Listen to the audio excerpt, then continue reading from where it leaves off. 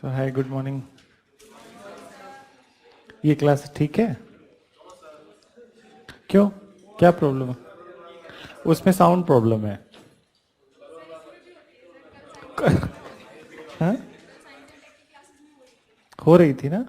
उसमें sound problem है वो जब तक। हाँ, करोल बाग अच्छा है, बट करोल बाग पे कुछ और चल रहा है। हाँ? हाँ, no shops nearby this, but उसके लिए 10,000 और फीस देना पड़ेगा उधर में जाने के लिए। चलो, सो टुडे आज हम लोग आर्ट एंड कल्चर स्टार्ट करेंगे, ठीक है? So finally the day has arrived that we will start art and culture. शांत हो जाओ बच्चा, शांत हो जाओ। सब कुछ यहीं पढ़ लोगे तो खुद से क्या पढ़ोगे, ठीक है? जो बचेगा खुद कर लेना, जो नहीं आ रहा है वहां नहीं हो रहा है। So art and culture,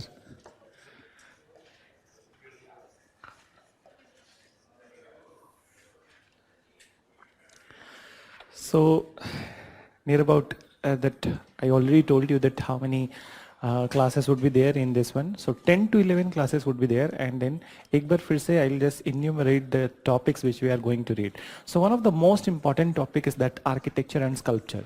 So from that we'll be starting today, architecture and sculpture. Then फिर उसके बाद then the next important topic is that we will directly look into the religion and philosophy. So we'll go into the religion and philosophy.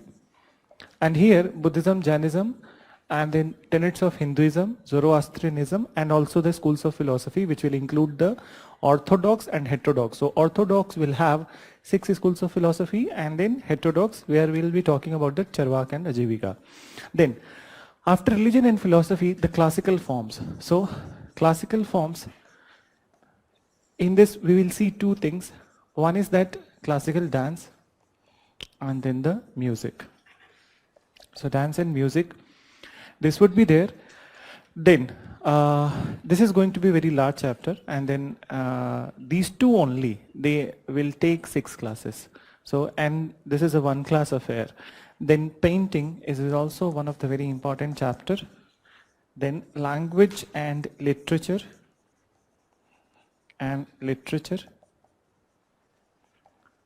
language and literature. Then after language and literature, next topic would be, we will complete theaters also, and what else is remaining? Language and literature, painting already done. So this much would be there, Sufi and Bhakti and Sufi movement. So these all things we'll be looking at. So Bhakti and Sufi. So this much would be there, and if anything extra that is there that is related to the current affairs, so but obvious that is going to be covered in your current affairs section.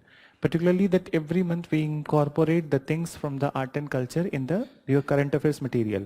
And later on when your prelims is closer, so you will be provided the access to the 365 classes where these all sections are covered, like the GI tag, these kind of things, GI tag or the important tribes and this kind of thing. So that would be covered over there. So you need to keep track of that, your current affairs material. Done? So this much chapters would be there. So today we are going to start with that architecture and sculpture. But before start, few definitions. Done? So tell me, separately tell me that what is art and then what is culture. So what is art? ऐसे ही कुछ भी general बताओ. Expression of human emotions. ठीक है? Not bad. Any other definition? Expression of that particular time. Time you need to remove. Expression of skill. But कौन सा? ये भी तो बताओ.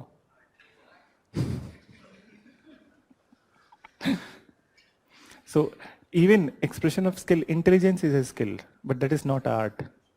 Okay? So basically it is manifestation of the human expression. ठीक है. It is manifestation of the human expression which could be in many forms, tangible and intangible. ठीक है. So what is tangible? हाँ, जिसको महसूस किया जा सकता है. टच वाला पार्ट हटा देना. ठीक है. There are many things which can be touched. Then so we will say that जिसे महसूस किया जा सकता है. ठीक है. That kind of sensory. And then intangible which you can only you can see. ठीक है. Which you can only see. So tangible and intangible form of the art would be there. Then now come to the definition of the culture. So culture, अब इसका definition बताओ. Way of living. Yes.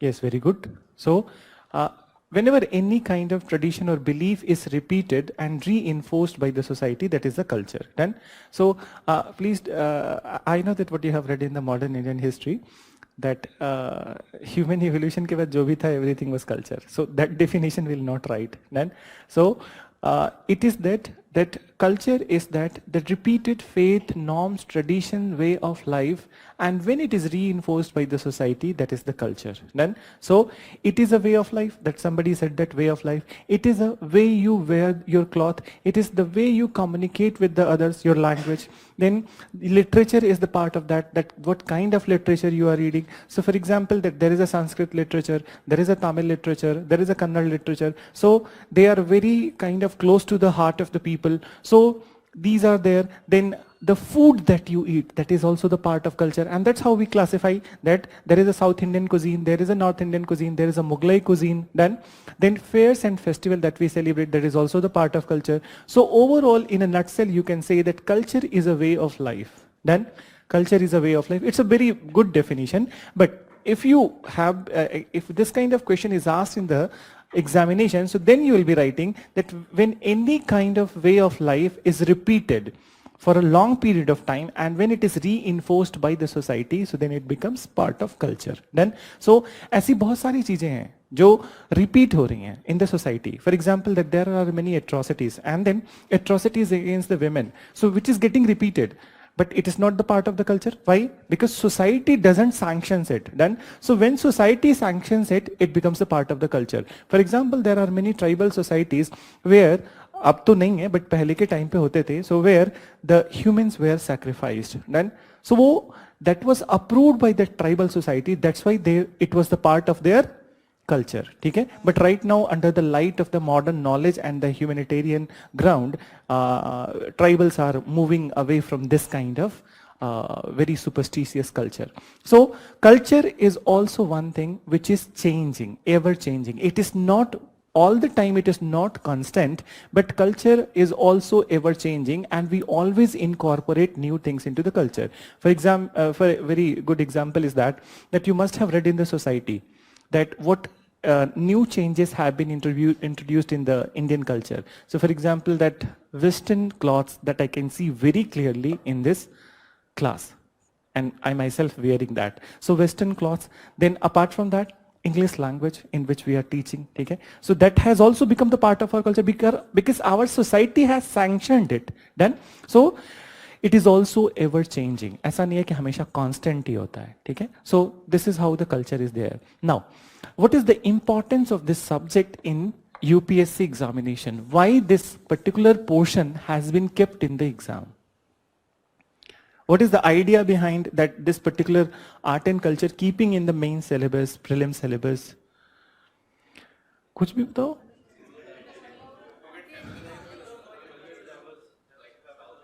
To know the culture and preserve the culture. You're saying something. Heritage of the nation. Just 1 minute. What is that? Yes, very good. Okay. Good. Yes. Very good. And you tell. And listen to her.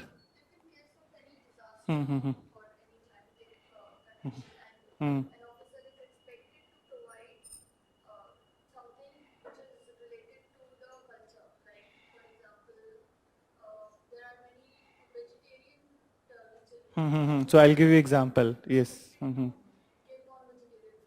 Yes. So basically, what you three guys, you three people said, that they said that it actually helps in deciding the policy of that particular area. That culture is very close to the people, and if their culture is not taken care when the policy is formulated, so but obvious it will backfire. Then so it has backfired. The one example that C gave, I'll explain that example with very elaborately. I'll explain that 2002 was the year, 26th of January, and there was an earthquake in the Gujarat, then Bhuj earthquake. And in that what happened, that many people died. So basically India was not that financially robust at that point of time. So basically we were waiting for the foreign aid which was coming to our way. So one of the biggest aid provider was the US, and the US was not only providing the finances, but it was also providing the food aid. And the example that she gave, that vegetarian food and non-vegetarian food. So what was there in the Gujarat,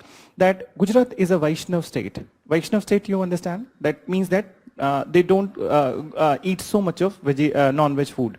So most of the people, they are vegetarians. And here what was there, that the food aid, which was kind of that food packets which were delivered by the US, they did had this non-vegetarian food, but the surprise of the people, non-vegetarian food have been tolerated by the people of the Gujarat, but most of the people in Gujarat, they are the Hindus, so they didn't tolerate the beef which was supplied in that. Then, so instead of kind of demanding daily life material from the government, they started to protest. Then, so why so? Because it was against their culture. That is there. So it was against their culture. Because of that, they started to protest. So whose job was important at this place?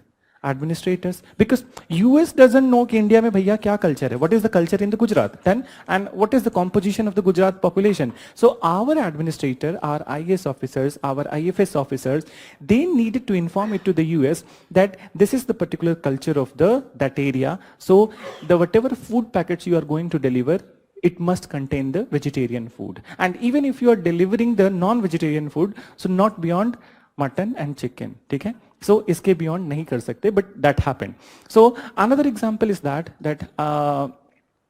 let me ask you, I'll give you the example of that. So there was a very severe earthquake in the Bihar, and you know that Bihar from the time immemorial it is known for that, not earthquake, severe flood, because of the Kosi and then the 7 tributaries of the Kosi. So heavy flood was there, and So what happened? It was 97, 98, somewhere around 97, 98.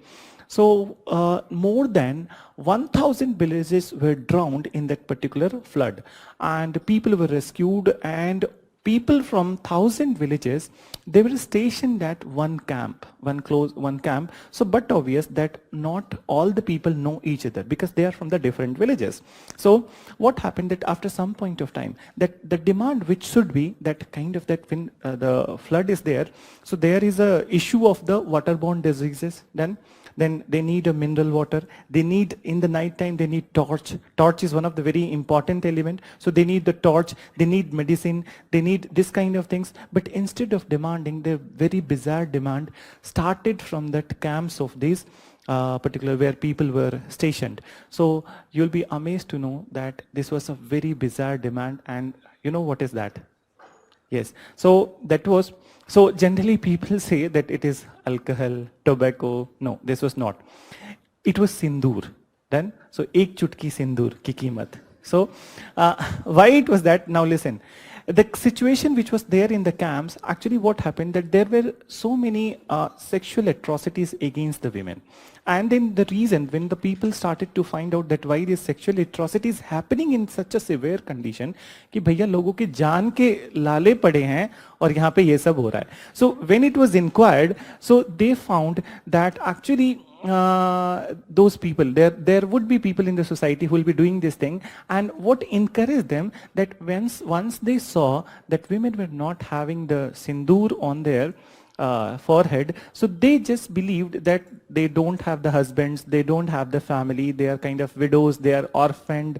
So that's how you know that men will be men kind of thing. So they started, they started attacking these ladies, attacking not that kind of that sexual atrocities were there.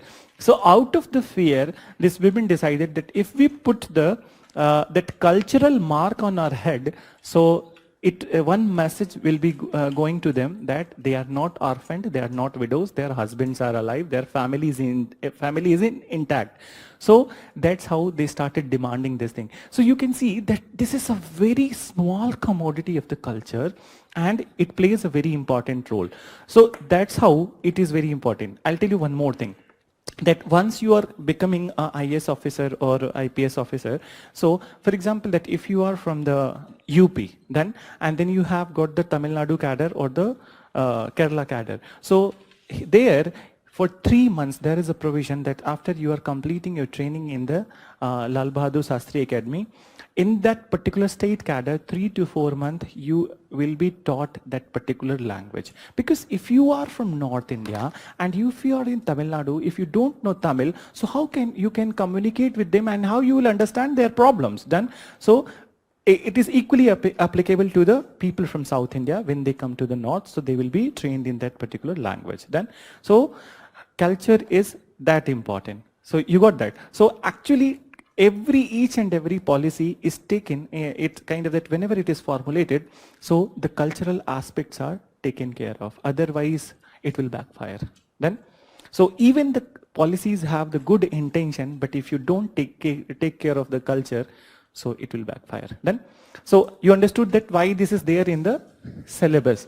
So now, we will start with that. Architecture and sculpture. So here I'll again, just like that we have done in ancient and medieval, so I'll give you the timeline that how the classification would be there. So what we are going to read. So already we have covered few things, but first we will divide into architecture. Dhyan rakhna hai isko. We are dividing it in from the perspective of the architecture. So ancient, medieval, and modern. Ancient, medieval, and modern. Then in the ancient, the architecture, we will start from the Indus Valley civilization. Already we have done some part of that. So Indus Valley civilization. Then Maurya period.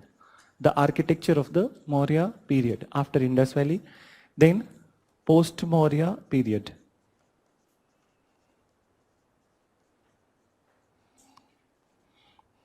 Post-Maurya period, then Gupta period. So we will see, and here we are going to discuss only architecture and the sculpture of these all periods. Gupta period, and then the last in the ancient would be the South Indian architecture. South Indian architecture. Then, so Indus Valley civilization, Maurya period, post-Maurya period, Gupta period, and South Indian architecture. Now come to the medieval period. So medieval, there is a big division.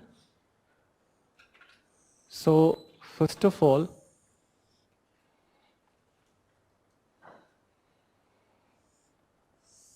here I am dividing it into two.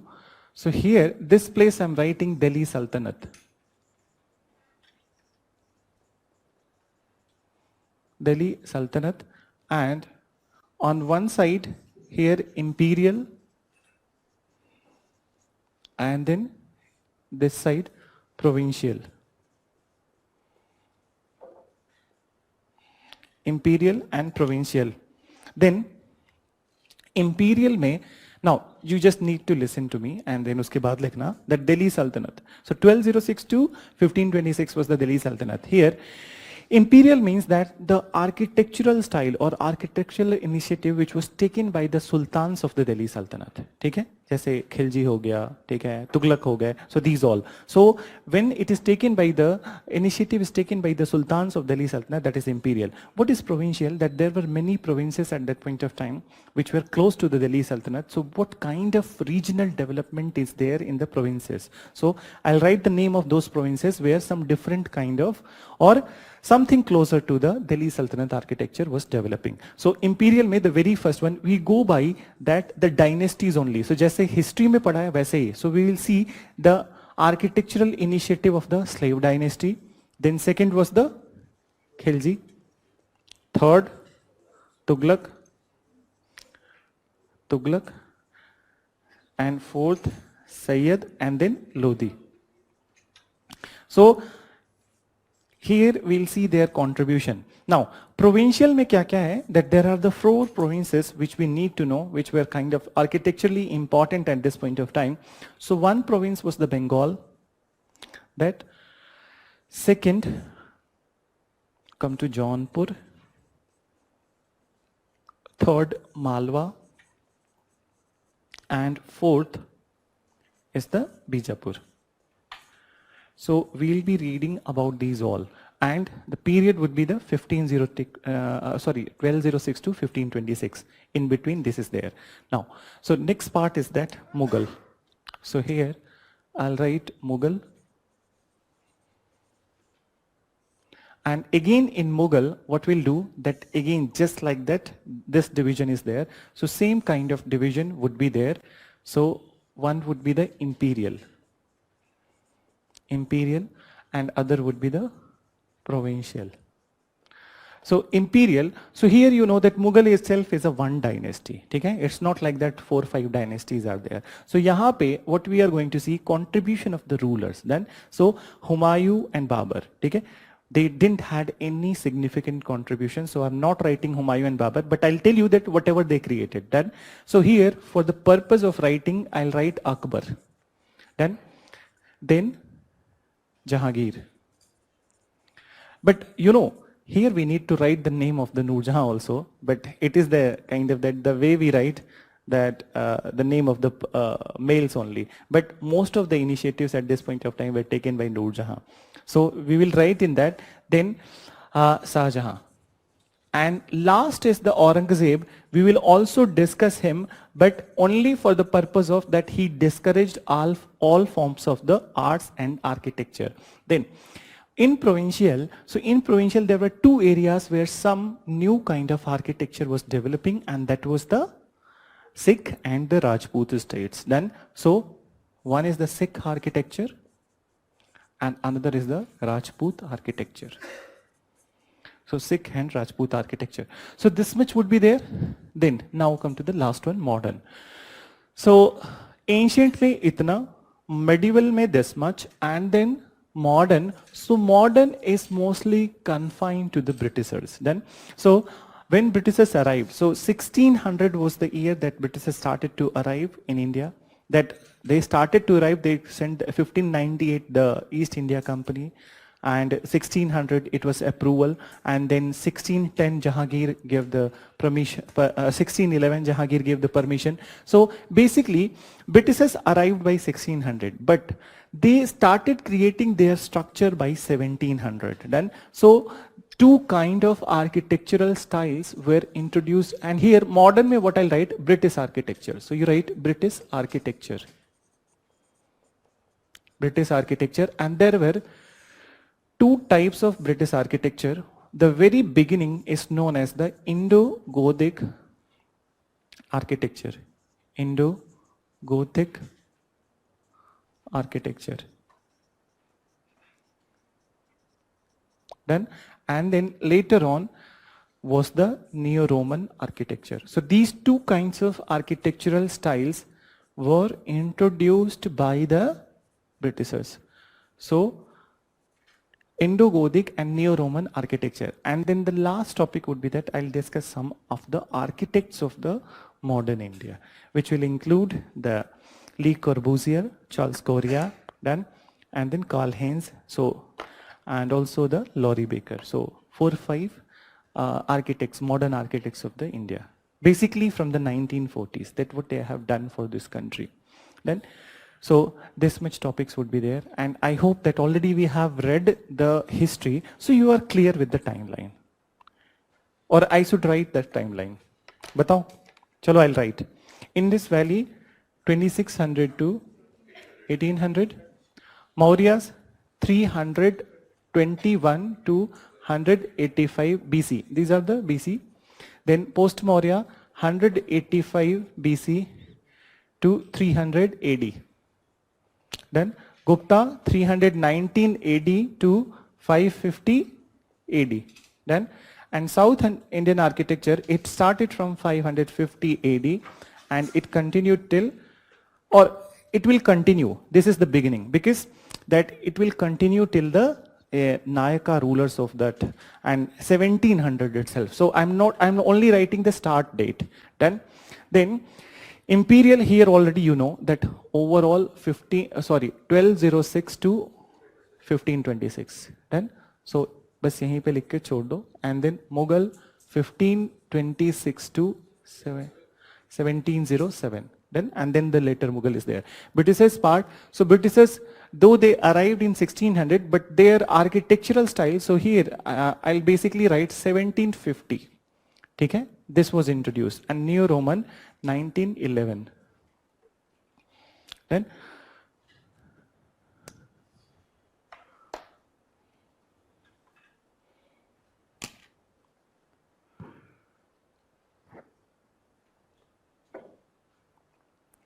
so now get back to that Indus Valley civilization. We'll start from there.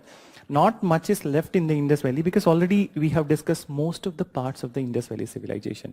So we have discussed the town planning. Again, I'll not discuss, but एक heading के लिए हम लोग यहाँ पे लिख लेंगे, ठीक है? So get back to this particular Indus Valley civilization.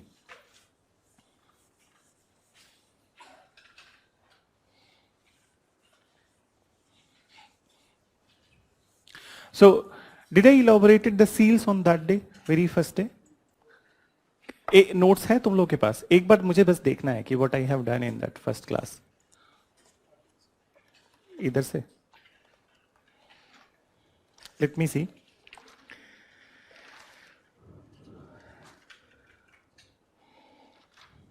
Town planning we did in very elaborate manner. So town planning we'll just keep for the sake of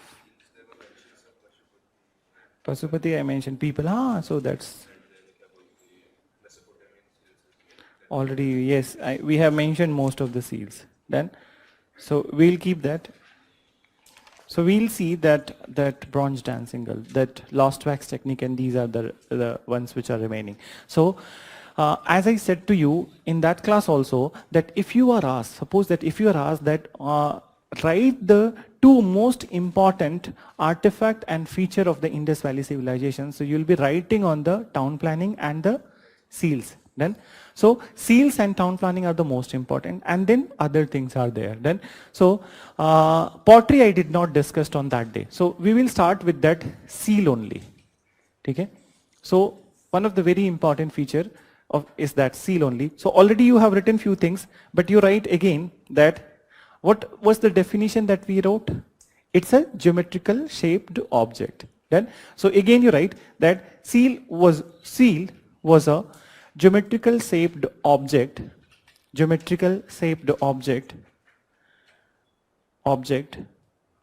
mainly made up of soft river stone statite. But here we need to write all the other exceptions also. So soft river stone statite. But there were also instances of chert seals, CHERT. And see, this chert is a kind of a ore related to the copper and zinc. Then mixture of the copper and zinc is there. So chert, then separately copper, then bronze, silver, and gold. So oprum was also there. There are also instances of chert, copper, bronze, silver, and gold seals. Terracotta also you mentioned, and terracotta seals. Gold and terracotta seals. Terracotta seals. Then we have already written the Pasupati, and then we people seal also, and then we will directly write the uses of the seal. So before that, one more thing you mentioned, that they are the one of the They are one of the most important source of information. They are one of the most important source of information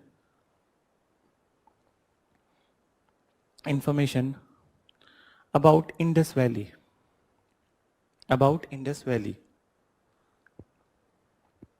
Then you also write the numbers, that how many seals we have got. So near about 4,000 seals we have excavated. Then so you write that near about 4,000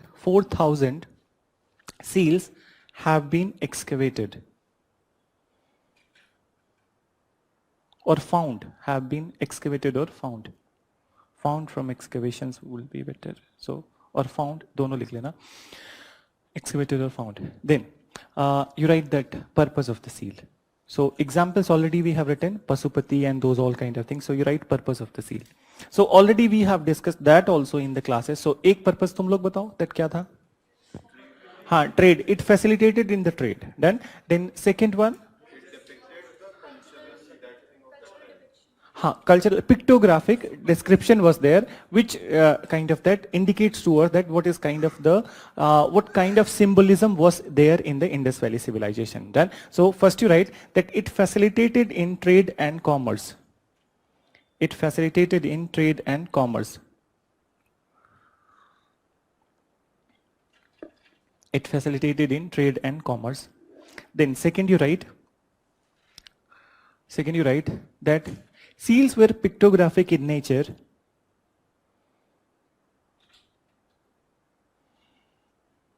Seals were pictographic in nature, and they depict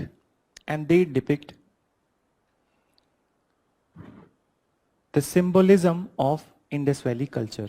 Symbolism of Indus Valley culture. Symbolism of Indus Valley culture. Symbolism of Indus Valley culture. Then उसके बाद the next factor was that we wrote that कि it was also used as an education tool.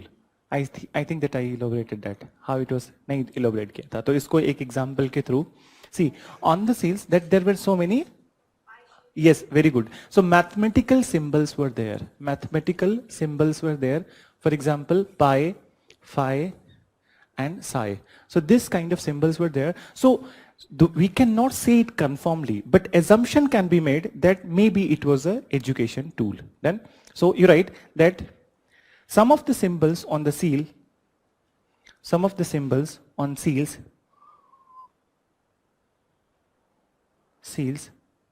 were like mathematical symbols.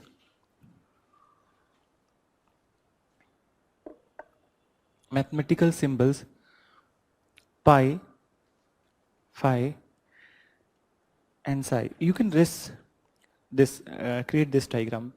At least you know that what is pi, phi, psi. So pi, phi, psi, which indicates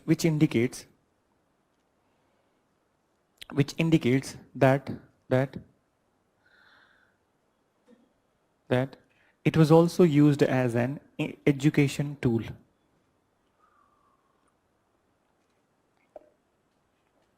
Education tool. Done.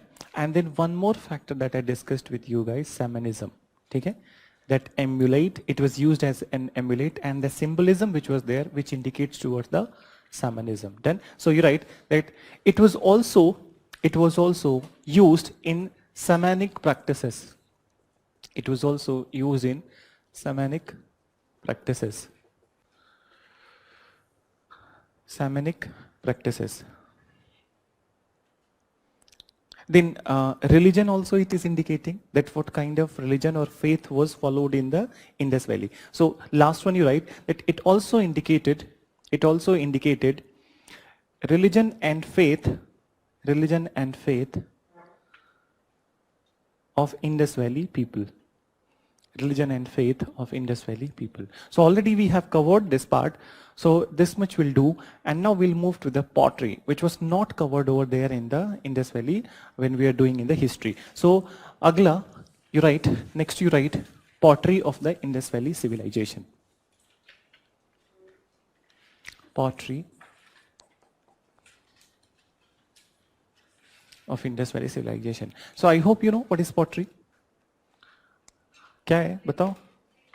हाँ, clay baked kind of shapes, ठीक है? So basically they are fire baked clay, ठीक है? Just like the terracotta, they are also fire baked clay utensils. Generally they were utensils. Then utensils. Then the general pottery of the Indus Valley civilization was red color. It was a general pottery. So you write that the general pottery of Indus Valley was redware pottery. Redware pottery. Then, but some other kind of pottery were also there. The redware pottery was generally, it was meant for that storage of the grains, storage of the water, and for the cooking purpose. So first you write about this purpose of this one, and then we'll talk about the other potteries. So you write that the general pottery was meant for storage of grains. The general pottery was meant for storage of grains, water, and for cooking purpose. Then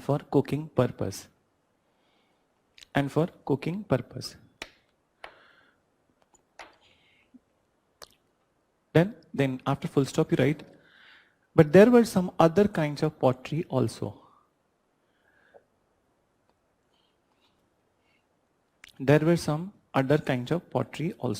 So you write that purpose wise ही लिखना, that you write pottery is for decoration. So pottery for decoration purpose. So there were 2-3 types of the decorative pottery. So the very first one you write miniature vessel.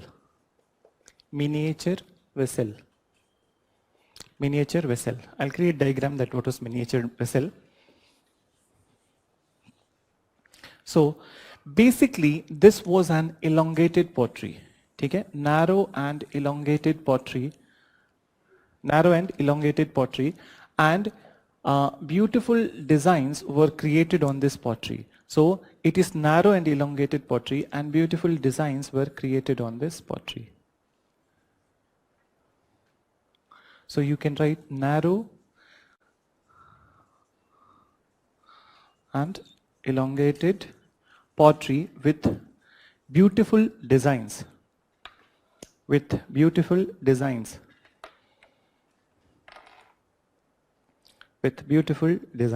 Done?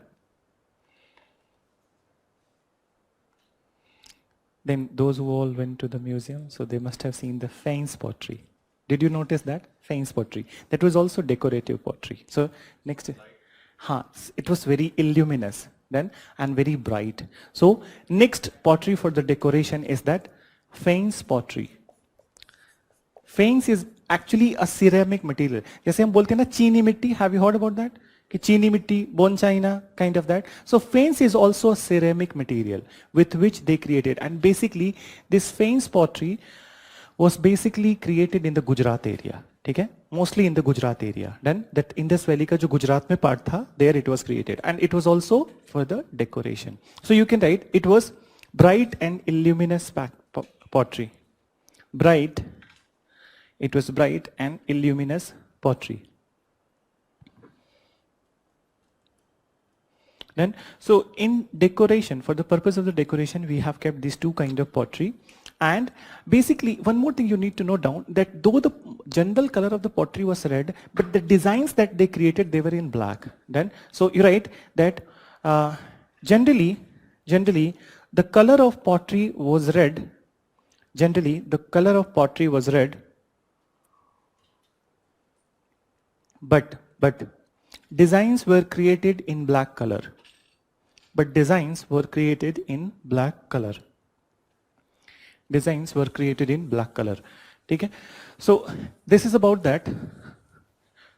This decorative pottery, potteries for decoration. The last category of the pottery is that perforated pottery. So you just write name and we'll see that what is that. So perforated pottery.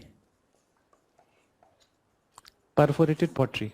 So as the name suggests that there must be some perforations in that. So I'll create that, what kind of perforation was there.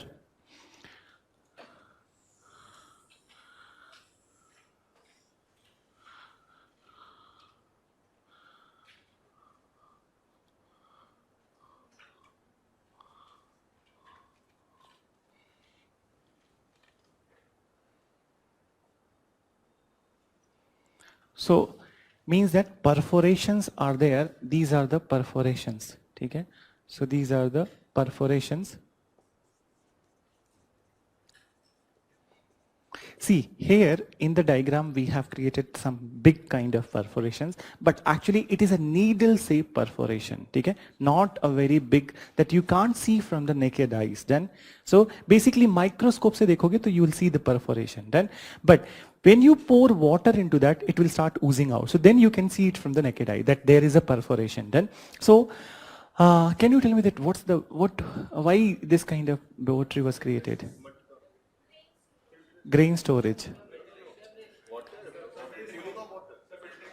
No, cooling of water that we use in the North India, सुराही, ठीक है? सुराही से पानी बाहर नहीं आता है, ठीक है? सुराही से पानी बाहर नहीं आता है, ठीक है? It doesn't oozes out of the सुराही. हाँ, वाइन के लिए पता है तुमको, ये वाला तो पता है तुमको, ठीक है? So it was meant for straining liquor.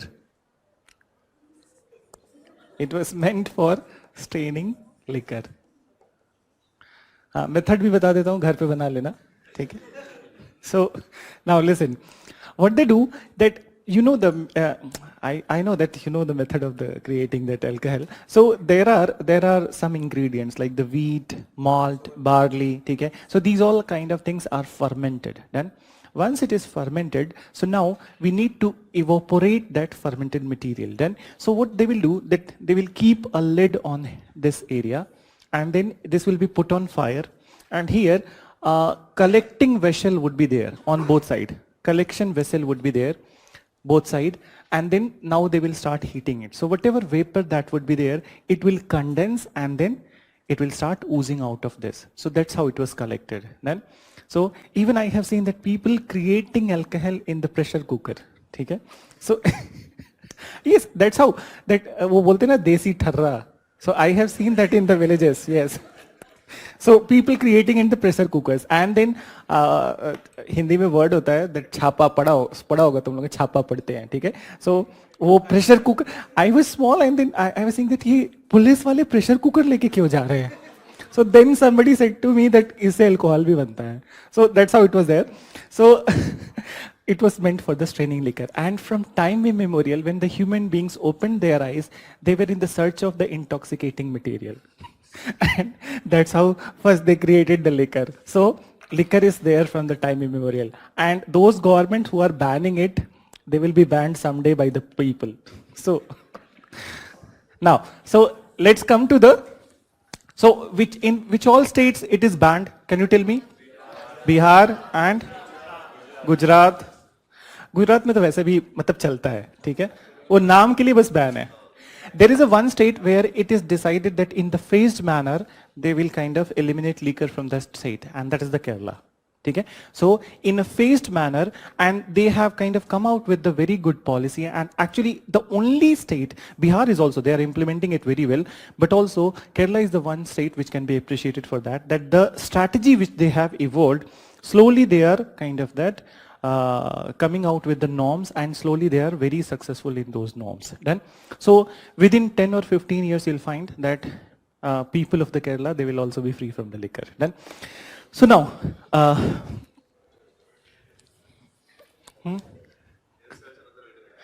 they will search another alternative. But even if UP, Bihar, if it is banned now, so Nepal is there. People go there. So now come to that. So it is the pottery. Then after the pottery, next one, so we will directly go to that. Terracotta sculpture we did, but we need to write a few more things about the terracotta sculpture. So terracotta sculptures, you write terracotta sculpture.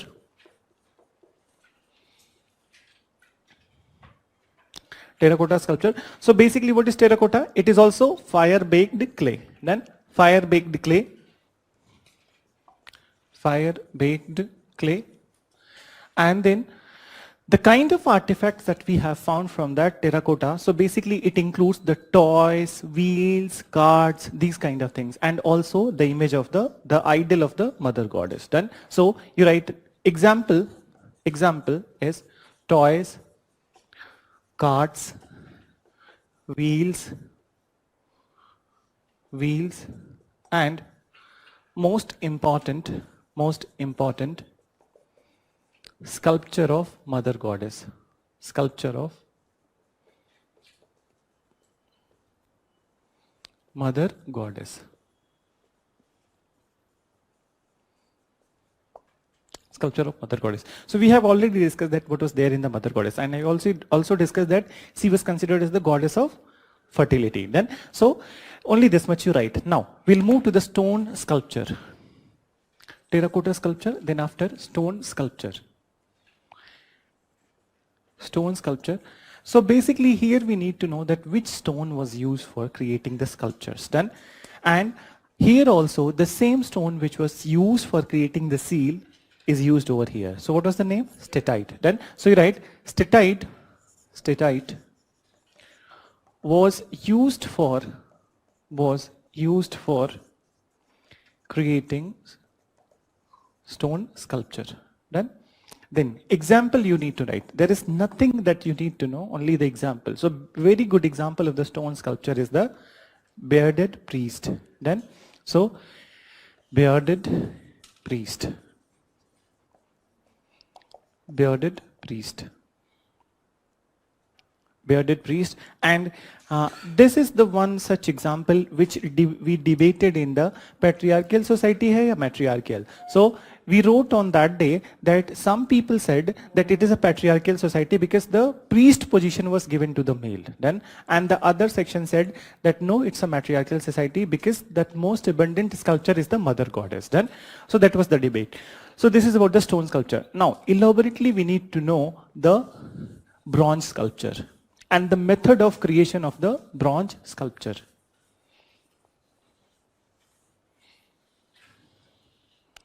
So you write bronze sculpture and bronze sculpture. So basically bronze is the mixture of copper and tin. So copper and tin. Done. Now, so we also mentioned that tin was obtained from Afghanistan, okay, and copper was available in India. Now, so bronze sculpture, how it was created and why there was a need of creating bronze sculpture. So first you listen that copper is a very malleable material, and whatever that is created from the copper, so it's not going to stay for a very long because there is a corrosive nature of the copper also. Then, so basically when tin was mixed in the copper, so it becomes a kind of that hard material and the corrosiveness of the copper declines. Then, so this bronze sculpture was created. The method of creating this bronze sculpture was known as lost wax technique. Okay? Lost wax technique, and also known as Saire Pardur. This was the method. I think कर लिया था हम लोगों ने classes में. नहीं किया था. ठीक है? So now listen that how it was created. So in this lost wax technique, first an image of a wax was created. Okay? Some image of wax is created. Then this is wax. Then after that, this image is covered with clay. This image is covered with clay. So this one is the clay layer. Then in another pot, they are melting bronze. Okay? So bronze they are melting in a pot. Then now what they will do, that they will create a particular pore or hole from this side. They will drain out the wax. Okay? So obvious when you are heating it on fire, so this clay will get hardened. Okay? When you are heating it on fire, so here I am writing fire downstairs. So when you are heating it on fire, so clay will get hardened. Done. And this wax will melt. So now they will create a hole, and then they will replace this wax, okay? They will remove this wax, and now this melt bronze is transferred into that. Done. So now the bronze is there. Then so melted wax is replaced with the melted bronze. None. Then now, so they will leave it for 4 or 5 days, whatever amount of days it takes for the cooling purpose. Then so it will be left for the cooling purpose, and then when kind of enough cooling is done, so what they will do, that they will remove the outer layer, the hardened clay layer. Then so clay they will remove, and they will get a sculpture. Now the outside polishing and refining would be done. So that would be the last stage. So if you want to write, I will dictate. You want to write? लिखना है? ठीक है, लिख लो, जल्दी से लिख लो. That initially a wax figure is created. Initially a wax figure is created. Initially a wax figure is created. Wax figure is created, which was covered with clay. Which was covered with clay and baked on fire. And baked on fire. Which was covered with clay and baked on fire. Then you write, the melt wax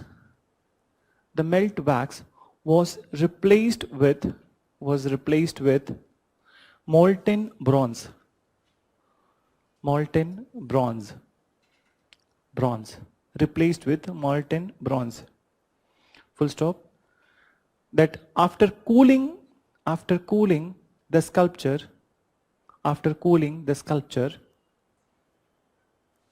hardened clay, after cooling the sculpture, hardened clay was removed,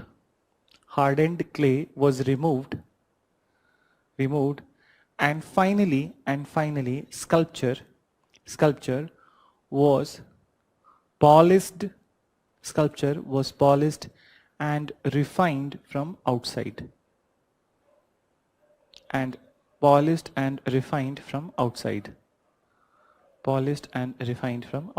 Then so I hope you know that how polishing is done. Take it by kind of that rubbing it. Take it that kind of that. Another, there are some kind of that, nowadays we have the sandstone papers, okay? So we polish it from the sandstone paper. So they must have that kind of something, okay?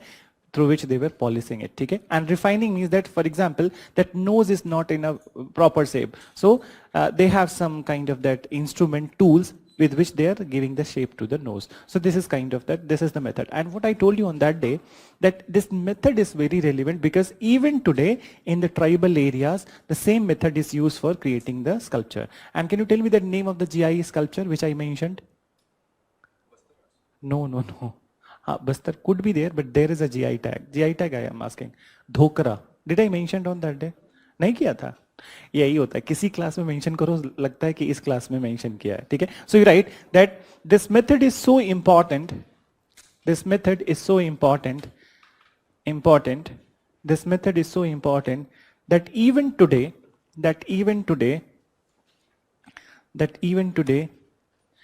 in many tribal areas, it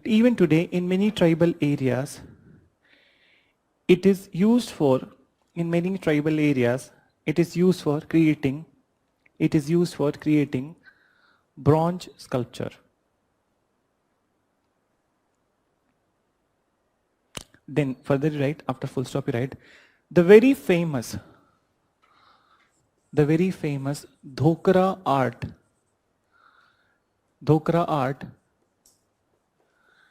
which has GI tag status.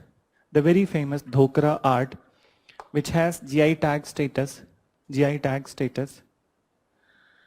Dhokra art, which has GI tag status, is created from lost wax technique.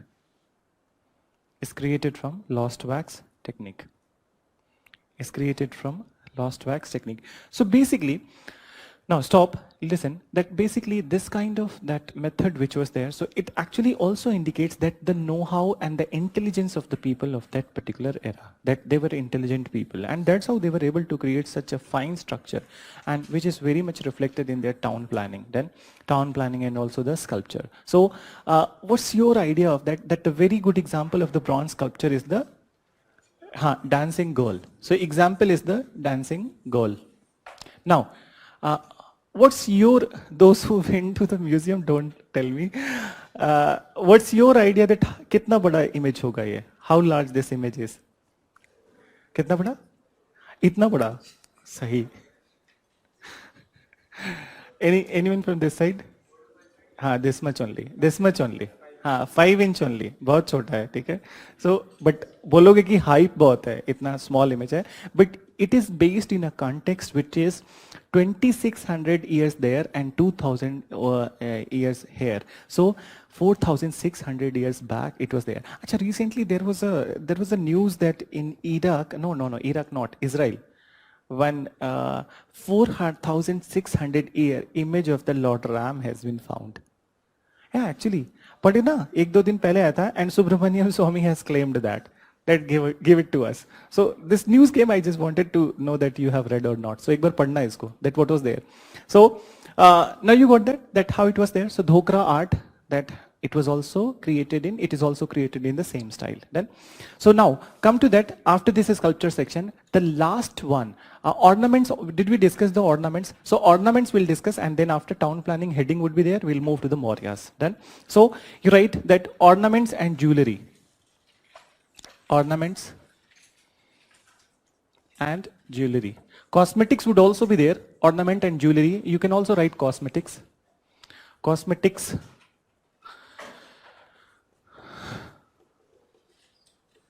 So ornament, jewelry and cosmetics. Then, so first let's talk about that. Ornament, jewelry is the same thing. So which all kind of ornaments they were using? One is the necklace, then bangles, earrings, okay? Then waistline पे क्या पहनते? What is that? But what's the English name? ठीक है? कमरबंद? No, bracelet. Bracelet is hand. I don't have English name for the same. So वो हिंदी लिख लेना. No, Payal was also there. No, but I'm asking that there is that waistline पे कुछ पहनते हैं, ठीक है? So what is that?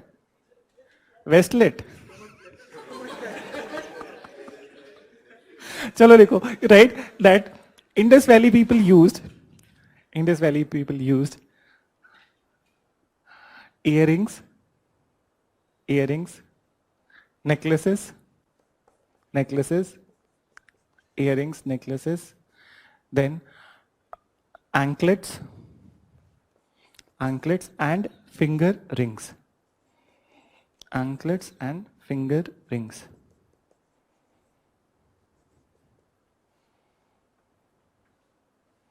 Finger rings. Then we need to know the material of these all kind of ornaments. So they used that.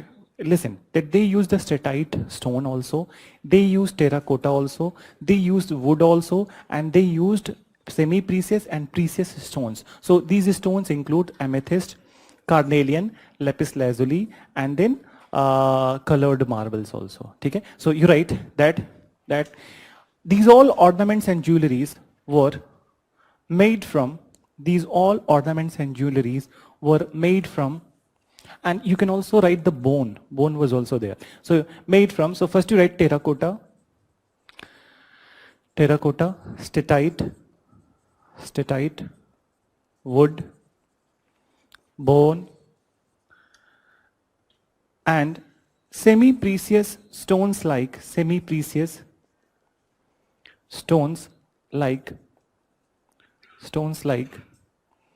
you write the name of the stones: amethyst,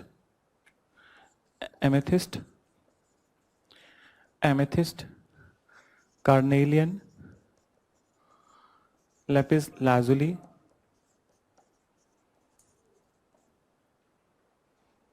etc. Then, so these all were the materials. Now, So this is the section of the ornaments and jewelry. Cosmetics, we'll see that what kind of cosmetics were used by them. So tell me that what all cosmetics, already we have mentioned, sindoor, lipstick, kajal. Okay? So sindoor, lipstick, kajal were the, and soap also. Done. So, nail polish ka to nahi pata hai mujhe, but so you write that they used soap, lipstick, sindoor and kajal.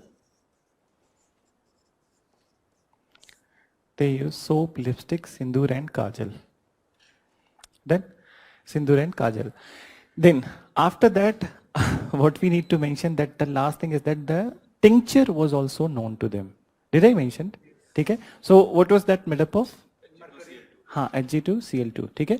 No, HgCl2. Okay. Hg2Cl2 is a calomel. Calomel is the no. Calomel, yes, calomel and corrosive sublimate. Yes. Hg2Cl2 is the tincture, and then HgCl2 is the sindoor. Done. So you write that they also used mercury tincture. Hg2Cl2 and calomel. In brackets you can write calomel.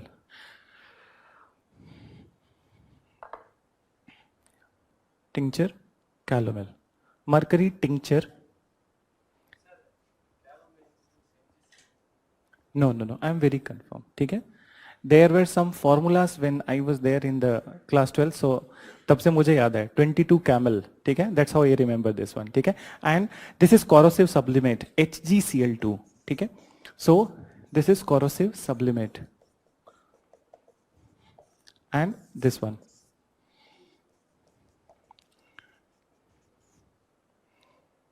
So, this was there. So this much, and tincture, you already know that it is for the healing of the wound, antiseptic. Done. So that was there. Now, the last part is that the town planning, as a heading you write and nothing will write in that one. So as a heading you write, already you have done the town planning. Tincture, Tinceture.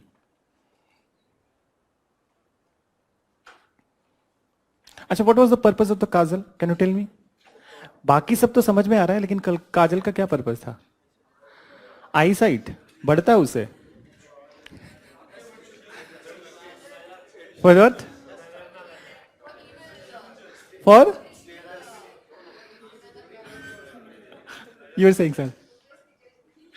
हाँ, मतलब what you obvious reasons he told me, लड़कों को बोलना चाहिए था. What is the obvious reason? Facial features, नजर न लगे, बाप रे, इतनी सारी. See, the eyes look big, ठीक है? And it increases the kind of that aesthetic of the face. Then, but it was not used for that only. It was also used for that one very unique purpose, and which is still there. It was used for that cooling effect in the eyes. Then, so for the cooling purpose, you know that those who are from the medical background, so they must be knowing. And even class 12 tak to pada hi hoga na, that eyes are the one area. There are the areas in your body parts where the body temperature is compared to other parts, it's more. Then eyes are the one section, and inner mouth lining. Then, and there is a reason behind that, that more number of the mitochondria would be there, the powerhouse of the cell. When you do kind of the culture of that, we do that, you take a stab of that and then you do the culture. So you'll see that more number of mitochondria are there.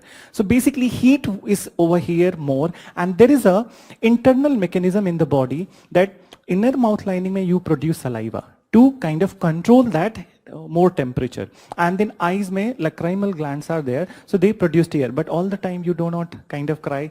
So there must be some outside mechanism, and people must have found that काजल लगाने से आँख ठंडा होता है, ठीक है? तो आँखों की जलन कम होती है, सीने की जलन नहीं, ठीक है? So हाँ, सुरमा भी यूज होता है, वो बाद में कभी आएगा.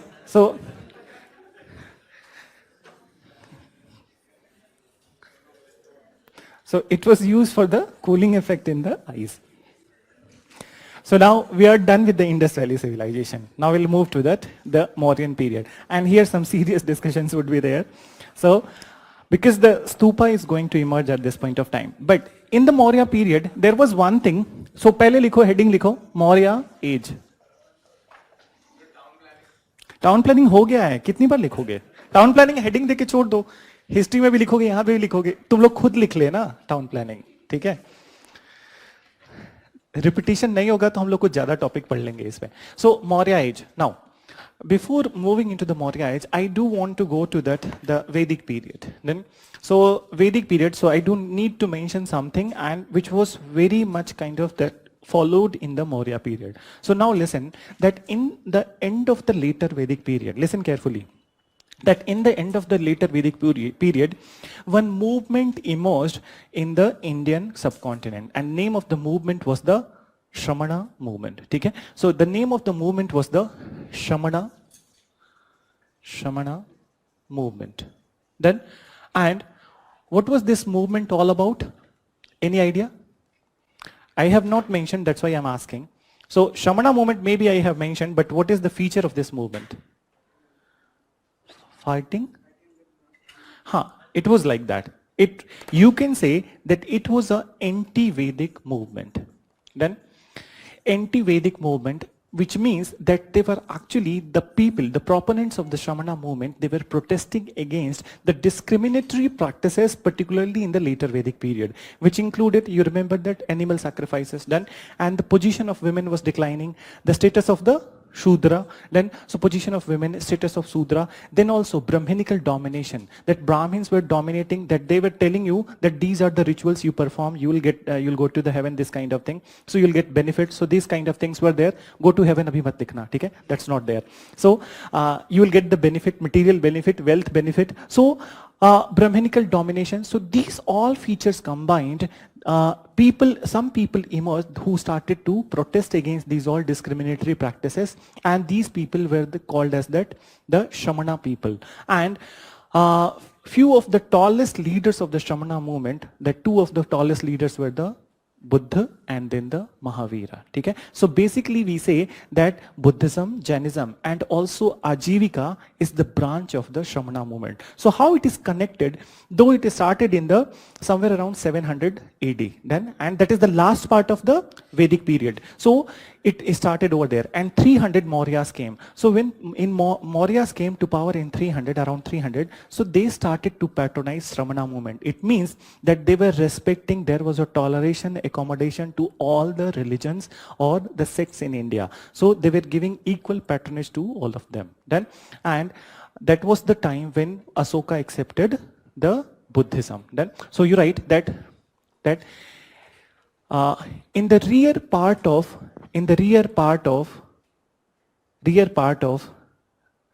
Vedic period, rear matlab end part. So in the rear part of Vedic period, the progressive section of society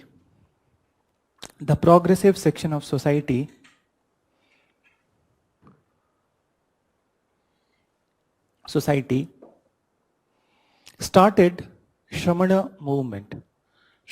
movement. And here you need to ask, तुम लोगों ने रोका नहीं, you need to ask that specific meaning of the Shramana. ठीक है? So what's the specific meaning? I'll tell you. That specific meaning of the Shramana, that one who strives for his own enlightenment.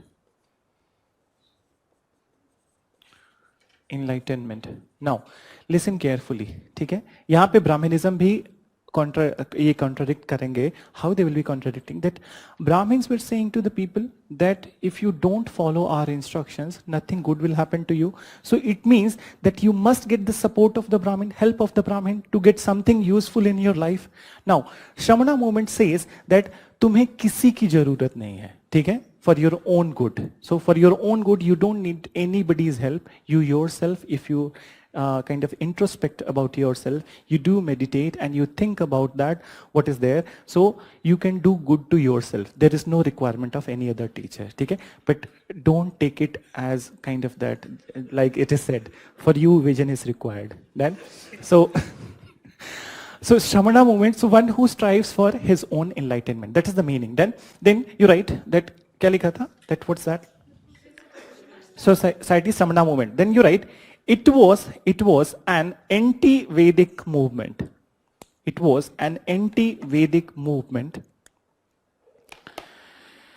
It was an anti-Vedic movement which was against the discriminatory practices of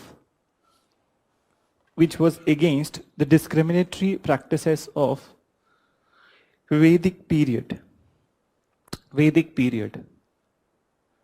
Like, so you write that subordination of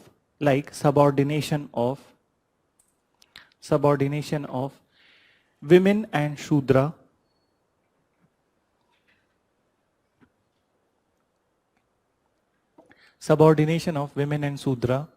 then Brahminical domination,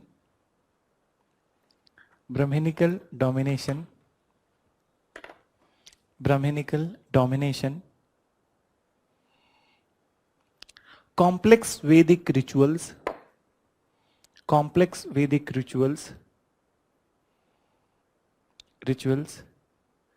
animal sacrifice, etc.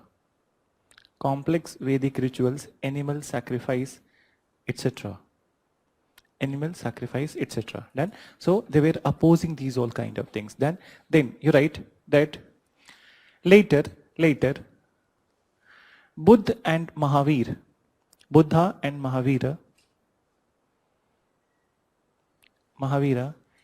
emerged as the tallest leader of the Shramana movement.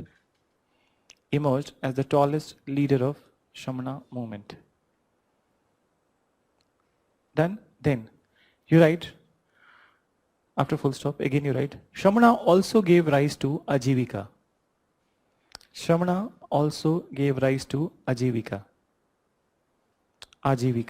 Okay, Ajivika, Ajivika. So we'll be talking about the Ajivika in the religion and philosophy. So now you understood this part, that background was needed, and then we'll connect it with the Maurya period. So now you change paragraph and then you write about the Mauryas. So you write, when Mauryas came to power,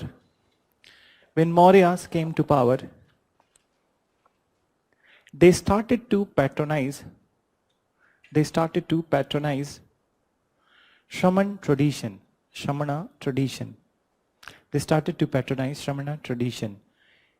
Means that movement and tradition are synonymous. Okay? So here movement and tradition are synonymous. So Shramana tradition. Then you write, they created many structures.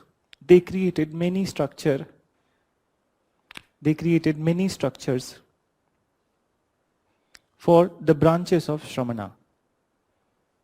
So we'll see that what were those structures which were created by the stupa for the Buddhism, and pillars were also later dedicated to Buddhism, and then caves were dedicated to Ajivika. Okay? So we will start with that Mauryan architecture. Then, so architecture and sculpture. So what all topics are there in the Mauryan age art?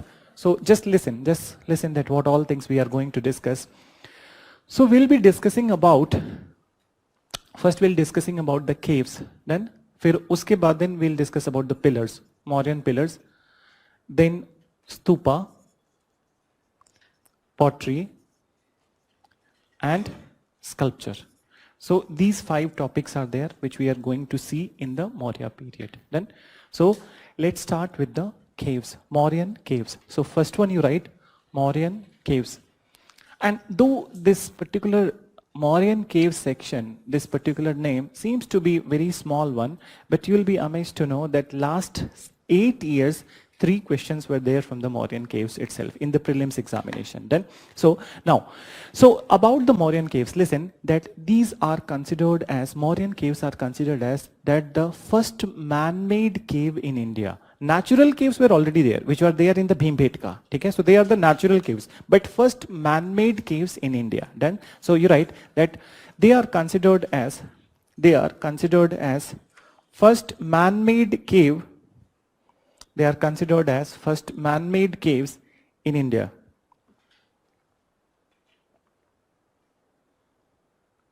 Man-made caves in India. Done? Then I'll create the diagram and then we'll write. So just listen, just see the diagram that what is there. So from inside it was highly polished, but from outside this kind of entrance gates were created. And beautiful designs were created on these gates. These are the entrance gates of that Mauryan caves. Then at the top of the gate, this section, there was reticular work.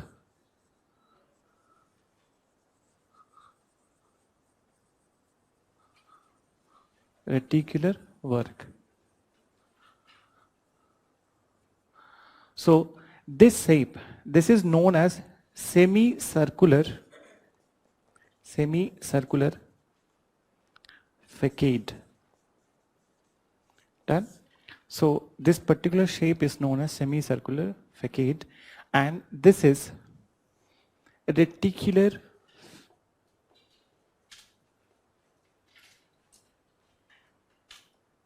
fabric. Reticular fabric, or most of the time people write jali work. Okay? It's not the counterfeiting of notes. So this is the perforated windows. You must have seen that in all the times plaster of Paris windows were created. So that kind of perforated jalis were there. Done. So this is the, and hey, this is particularly the entrance of the, this is entrance of the cave. Entrance of cave. So these kind of designs were created, and from inside it was very highly polished. Done. So from inside the cave was highly polished. So first you write this one, first you create this one, I'll dictate that what is there inside. Reticular means jali. The mean, they are perforated, yes. But we use the term reticular just like that endoplasmic reticulum. You can see through. You can see through.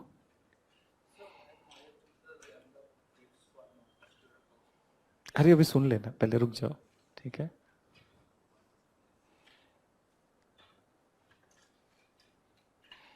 Then, now you write that the Mauryan caves were highly polished from inside. The Mauryan caves were highly polished from inside.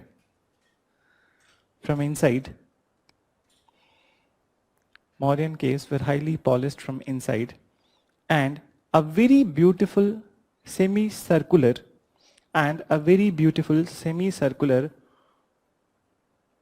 facade shape was created on the entrance.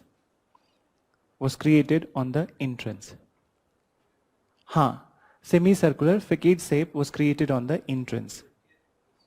FACAD. Okay? There is another pronunciation also, but I'm not using facade. Facade, I know that, but so basically in the airports you must be seeing that facade, that they use this word, airports, that there is a kind of facade. Done. So, but here we are using it for this one. So now, next part is that semicircular, this part is semicircular. See, there are two semicirculars. Okay? This part is semicircular. Okay? I have created this shape, two semicircular shapes are matched. Done? So, now, listen. So next part is that purpose of the cave. So he asked that monks के लिए बनाया था, तो घर क्यों नहीं बना दिया? Why they did not created the buildings? Why they created caves? Because monks were always on the move. Okay? And then there was not such great knowledge of that creating the ghar is types. Okay? So monks were always on the move and they needed shelters on their way only. So that's why these all were created. So now you write that these caves were created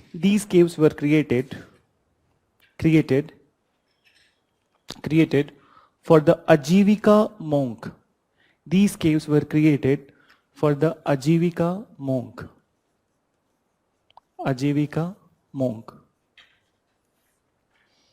Ajivika monk.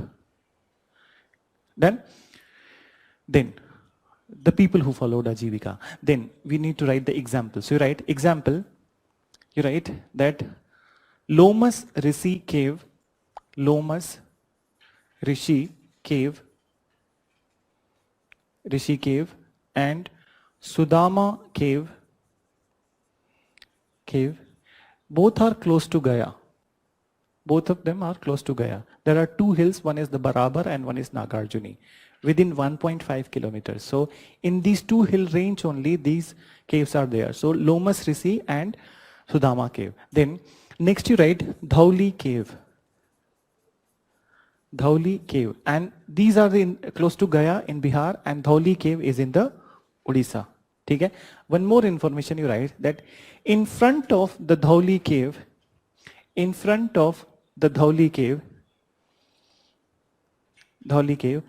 a large elephant structure was created. Large elephant structure was created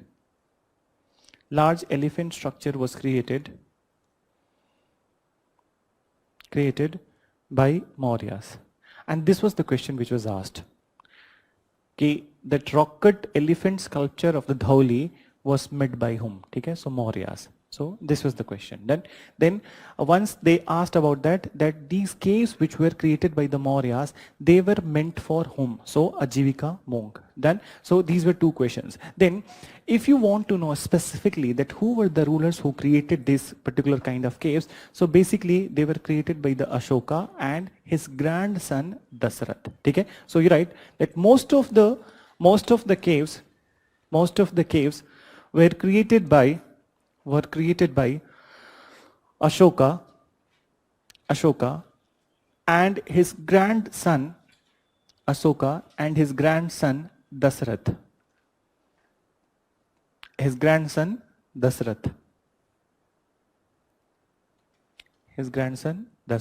Okay? So this is about this particular the cave of the Mauryas. Now Mauryan pillars.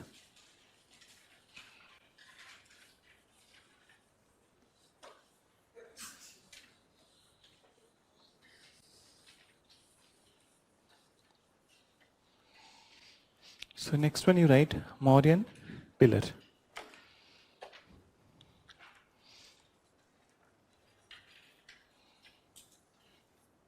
And first you create one diagram that how it used to look like. So basically that it was a monolithic pillar.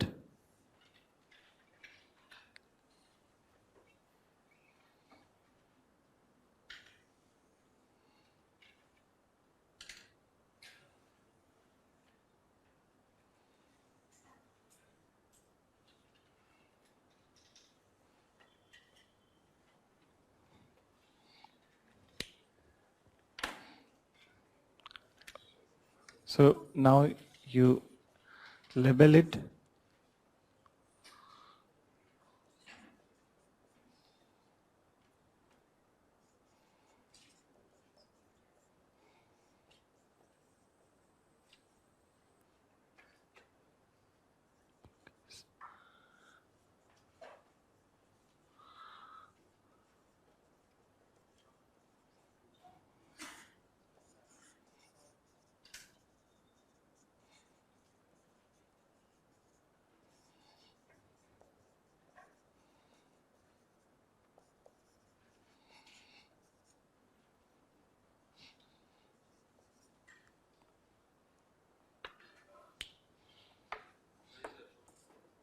Which one?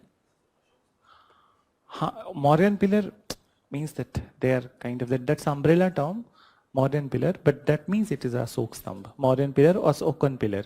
Most of the pillars were created by Asoka. So, but obvious that's their dynasty was Maurya. So that's why we write Mauryan pillar.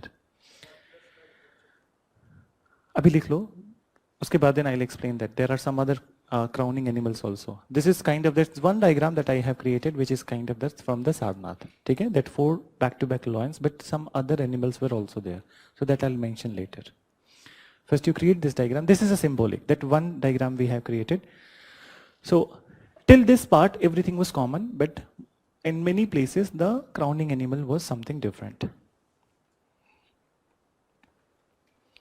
And we'll see the purpose also. Abacus. A-B-A-C-U-S. Abacus.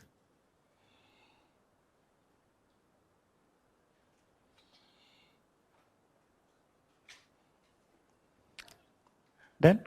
So now listen that Mauryan pillars, they were one of the finest pillars of that time, around 300 and then in between the 300 to 232.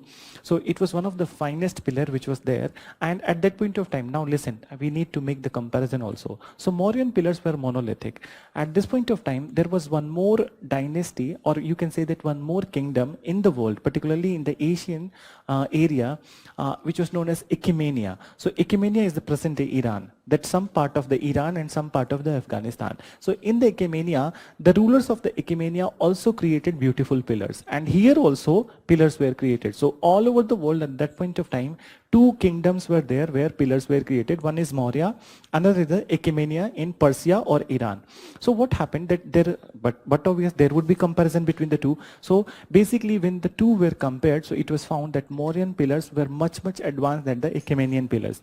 The reason being that Mauryan pillars were monolithic pillar. And monolithic का मतलब होता है that they were created from a single rock cut stone. Then so it doesn't mean that they were made in pieces and then joined. It was not the case in the Mauryan pillar. It was created in one go, one single rock was taken and it was cut into the pillar.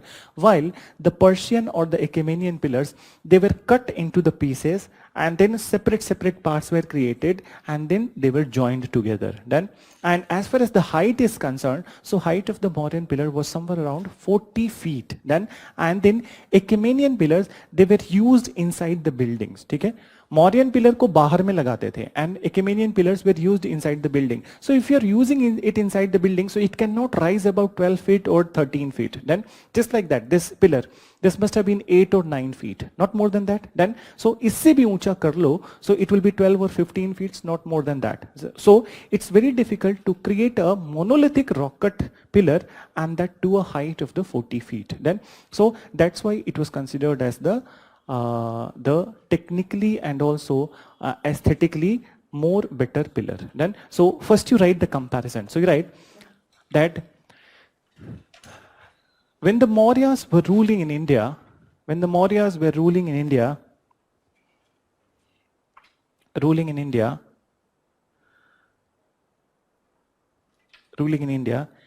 Achaemenians were ruling in Persia. Achaemenians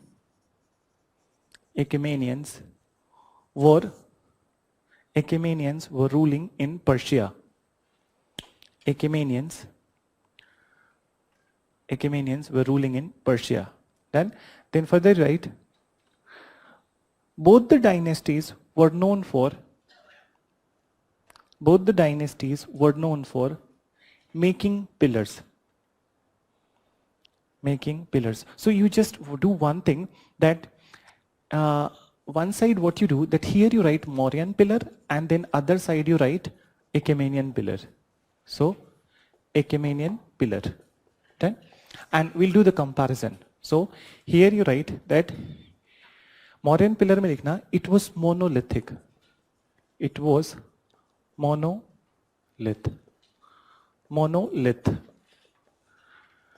Made from single stone.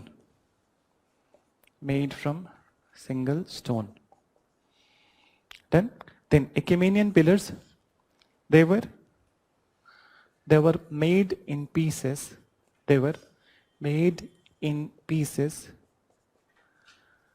And later joined together.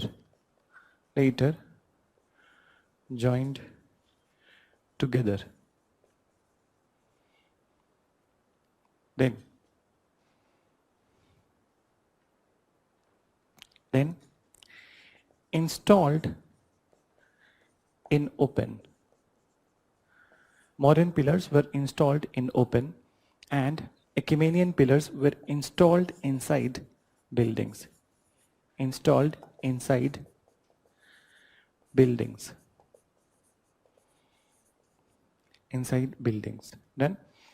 Then next one, that average height was 40 feet. and here average height 15 feet.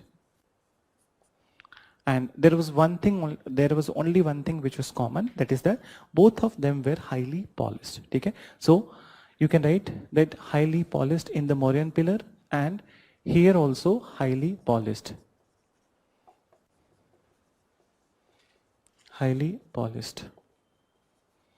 So both were highly polished, but on the other front they differed, and that's why we say that Mauryan pillars were far better than the Achaemenian pillars. Then, so now already you have written that how the Mauryan pillar, what was there in the Mauryan pillar. So now we will look at the purpose of the Mauryan pillar. So listen carefully, okay? Listen carefully that when we talk about the purpose of the Mauryan pillar, we'll write examples later. So first I'll tell you the purpose. So purpose of the Mauryan pillar, so there are two phases of the Mauryan pillar. One was before the Kalinga war and one was after the Kalinga war, okay? So the purpose changed after the Kalinga war. So you write that purpose of Mauryan pillar, purpose of Mauryan pillar before Kalinga war. Before Kalinga war.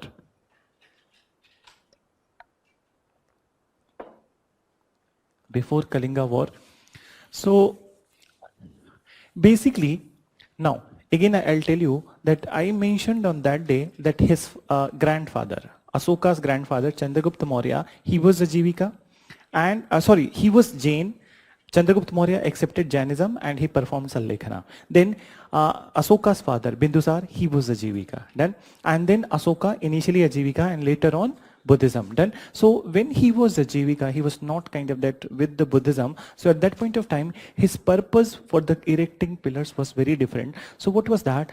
That these pillars were erected to celebrate the victory. First was that to celebrate the victory. So whichever new area was acquired by Asoka, there was a pillar installed. Then that was the one purpose. Second purpose is that the people of that area, they need to know that what kind of behavior we are expected from the new kingdom, and also what is the amount of tax we need to pay. So these are the imperial orders. So basically, these pillars were erected in the open and they were so high so that people from very far distance, they can see the pillar, and when they see pillar, so they come close to the pillar and they see what is written down the pillar. So written down inside that one rock edict is there, and what is written on that. So basically imperial orders were served from the pillars, and now from these imperial orders they will get to know what kind of behavior is expected, what kind of tax is expected. So everything they will get to know when they come closer to the pillar, and that's how the height was kept very high so that they can see it from the very long distance. You got that? So you write that first purpose, before Kalinga war, first purpose. So you write, it was erected for celebrating the victory. It was erected for celebrating the victory. Celebrating the victory. Then second you write that Mauryan pillars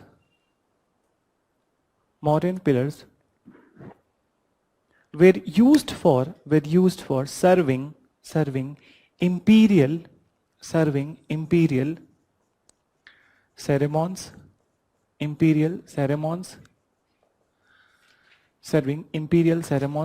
orders or commands.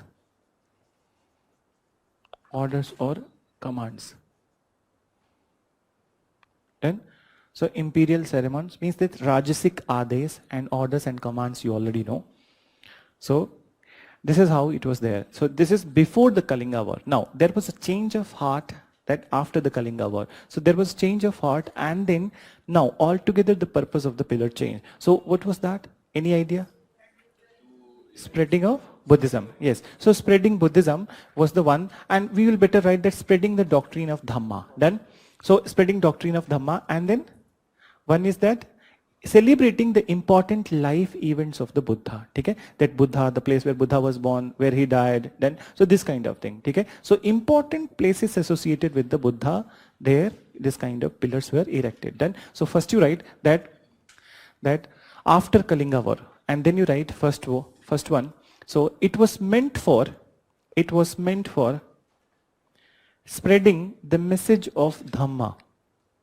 Spreading the message of Dhamma. Spreading the message of Dhamma. And in brackets you can write doctrine of Buddhism. Doctrine of Buddhism. Message of Dhamma and doctrine of Buddhism. That then after that you write, second you write, to celebrate important life events of Buddha. Second one, to celebrate important life events of Buddha. To celebrate important life events of Buddha. Okay? So this is all about that the purpose of the Mauryan pillars. One is before and one is after. Now we'll write the examples where some different kind of crowning animals are there. So always when the question comes into the paper, so they can ask you about that, the purpose also, but at the same point of time, they are very focused on that in one particular pillar, what is that crowning animal. Then, so you write that example. So example, first of all, you write Sarnath pillar. Sarnath pillar. And Sarnath is close to the Varanasi. Then, in this pillar, what we need to write, crowning animal. Crowning animal. And crowning animal is 4 back-to-back lands. Then, that's there, this you know.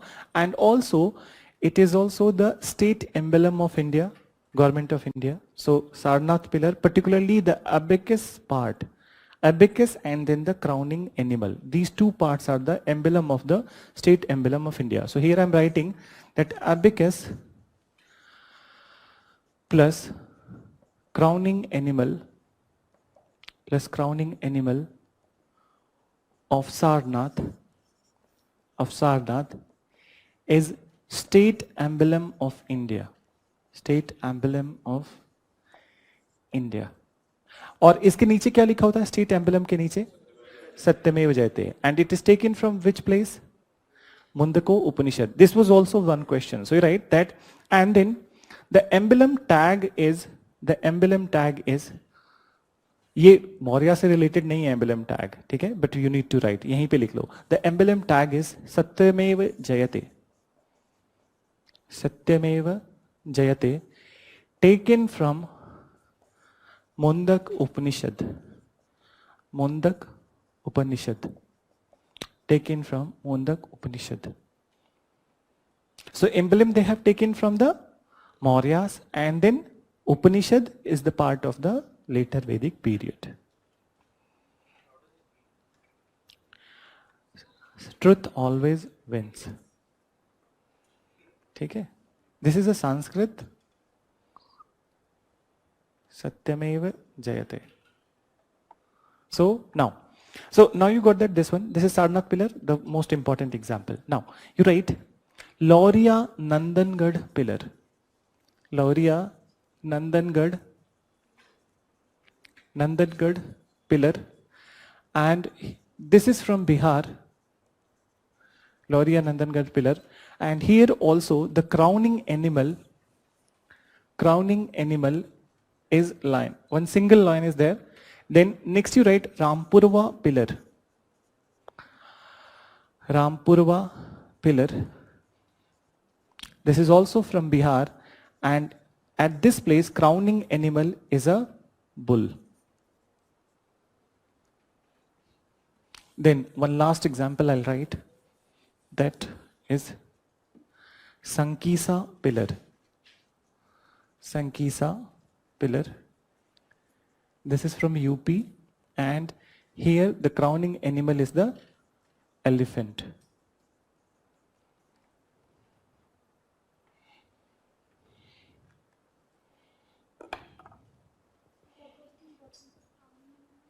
Crowning animal, there was some philosophy here that elephant was the sign of the peace then and bull is the courage, power.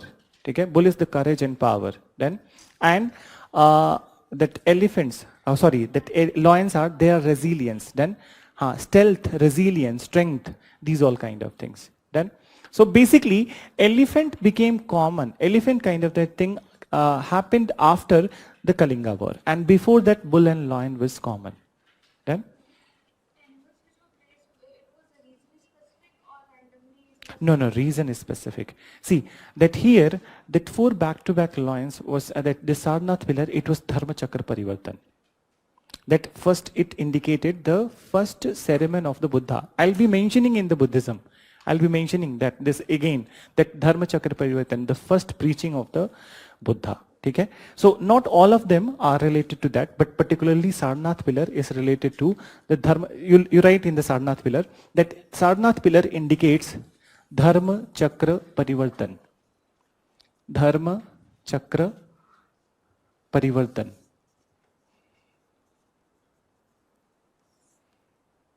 And what is that? Any idea? Turning the law of religion, or turning the wheel of law or religion. So you can write, I'll explain it in the Buddhism. So turning the wheel of law and religion. Done? So this much examples. So you write heading stupa and then we'll continue after the break. Okay? So stupa will continue after the break, and that's going to be a very large section, and then there are so many concepts involved in the stupa.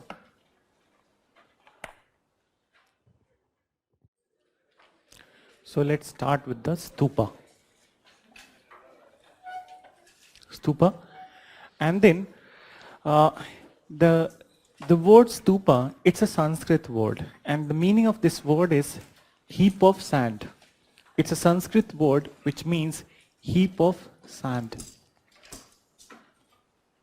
It's a Sanskrit word which means heap of sand. Now, there are a few questions before start of that stupa, so just answer. That do you believe that stupa, stupa was originated during the Maurya period or Buddha period, or it was before these all? Before these all. Kab? When? बता तो दिया before this all, but you tell me that when? बोलो. IVC में होता तो हमने जिक्र किया होता. Which time? Vedic period, yeah, actually. So Vedic period. So I'll give you the reason behind that. So now just listen, that stupa kind of concept emerged in the Vedic period, and Sanskrit, it's related to Sanskrit, so but obvious that it must have emerged in the Vedic period, but because for the first time Sanskrit came to India in the Vedic period, so it emerged in the Vedic period. So what is the reason behind that, that why this stupa kind of thing became very popular? So you must know that at that point of time when the later Vedic period was there, and then also the Vedic period, in the beginning of the Vedic period also, so there were some saints, and we usually call them Rishi. Okay? So have you heard about this word, Rishi? So many Rishis were there, which included the Yagyavalkya, Agastya, Atharva Rishi, Angira Rishi. So many Rishis were there. They were the intellectual personalities then, and they have different kind of insight to the people. So basically how they got this insight, so there was a method, and that method was the meditation. So most of the time when these people were meditating in the open, then, so when these people were meditating in the open, for example, that they are meditating in the open, and what will happen, that they will meditate for 3-4 months. It is possible, because you have seen in the independence era also, freedom struggle era also, that there were so many people who kind of that, yes, Jatin Bighadas, then, so how many days, 67 or, no, 67 or 68, something in 60, 52 days was the Patti Sri Ramalu. Okay? So he was there. So they can keep fast till 60 days. So it is very much possible they can also meditate for the 2 or 3 months. Then, so when they were meditating for the 2 or 3 months, so what happened, that when they are meditating in the open, so but obvious that a heap of sand will get collected over their body. Then, so heap of sand. आजकल के time पे दिल्ली में बैठ जाओ road पे, एक दिन के बाद मिलोगे नहीं. So heap of sand. So let's listen to that. Okay? No. there is a flaw in that. So in your meditation, you need to go to Baba Ramdev. I'll give you the tickets. So now listen. So they were kind of meditating then, and they were thinking about that whatever that was there, whatever that process was there. So they were already intellectuals, and then when they came out of that meditation, so basically they did had a different kind of insight. Then, so when they did had a different kind of insight, so when they were telling this thing to the people, that this kind of insight is there. So they were actually influenced by these rishis. Then, so people started to believe that their knowledge is because of this meditation and this particular stage of the stupa. Then, so once these people died, so what they did, that they said, since they are intellectual people and they have kind of acquired this kind of knowledge because of that stupa stage, then they started to call it stupa stage, not the meditation, but the stupa stage. So these people were cremated in the stupa formations. Then, so they were created in the cremated in the stupa formations, and it kind of that it became a norm that intellectual people were cremated in the stupa formations. Now, Buddha. So how come Buddha? So Buddha was also one of the intellectual person related to the Hinduism. Okay? He was a Kshatriya, and then earlier he was believed to be the Hindu. So when he died, so his followers, they also believed that he is one of those intellectual and he has got those kind of that insights because of that stupa stage. So, and he also did 49-day meditation then in the Bodh Gaya. So when he died, so his followers created a stupa. That was a story, that how it came to picture. Now, till the death of the Buddha, not big stupas were created. They were kind of simple formations, that their body was cremated and uske upar se mitti lagaya, this kind of shape was created. But what happened then when Asoka came to power? He accepted Buddhism, so he decided that he will give a grand form to the stupa. And then he initially, what he did, that Buddha died in Kushinagar, that's a place in the eastern UP.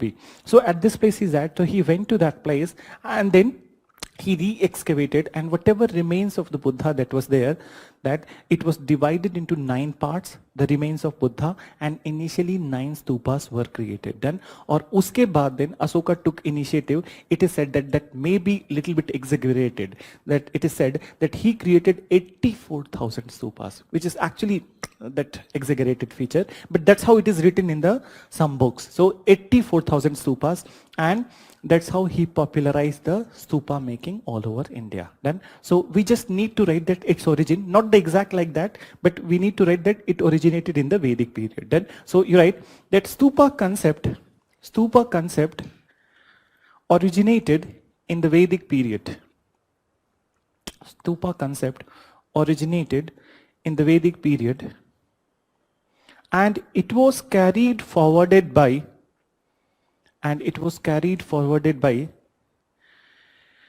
the followers of Buddha. It was carried forwarded by the followers of Buddha. Then after full stop you write, when Asoka accepted Buddhism,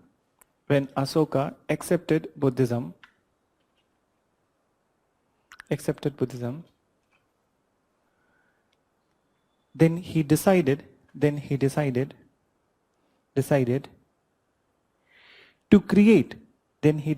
to create 9 large stupas. Then he decided to create 9 large stupas on the relics of Buddha, or remains of Buddha, on the relics of Buddha. So these 9 places are actually mentioned in new NCRT also and old NCRT also. So see, the original remains of Buddha are there only in this 9 stupas. Otherwise, in other stupa there is no remain. Symbolic remain is there, means that symbolism is there, but not the original is there. So only 9 stupas do have the remains of Buddha. So we need to write the names of those 9 stupas. So first I want you to make a guess that कौन-कौन से place हो सकते हैं where this was there. So let me write Sanchi. एक किसी ने बोला सांची, फिर Sarnath, then Lumbini. Yes, Lumbini, then just 1 minute. Lumbini, Kushinagar, and then just एक बार लिख लेने दो. And then somebody said Amravati, फिर और बताओ. Shravasti. Okay, Shravasti. श्रावस्ती किधर गया? अच्छा ठीक है, सो बोध गया, चलो. Then any other place that you can mention? Which? Vaishali, ठीक है, चलो, I mention Vaishali also. Then any other? Which one? End, the end, chalo. Now, so why you have mentioned these places? Why Sarnath? Because you have mentioned because the first ceremony, Dharm Chakra Parivartan, ठीक है? Then why Lumbini? Birthplace, ठीक है? And why Amravati? Why Sanchi? The biggest stupa, ठीक है, was there at the Sanchi. Amravati? No reason. Sravasti? Ceremonies of Buddha. Bodh Gaya? Nirvana, ठीक है? So now let me tell you that where the stupas were, actually initial stupas were there, ठीक है? They were not in any of these.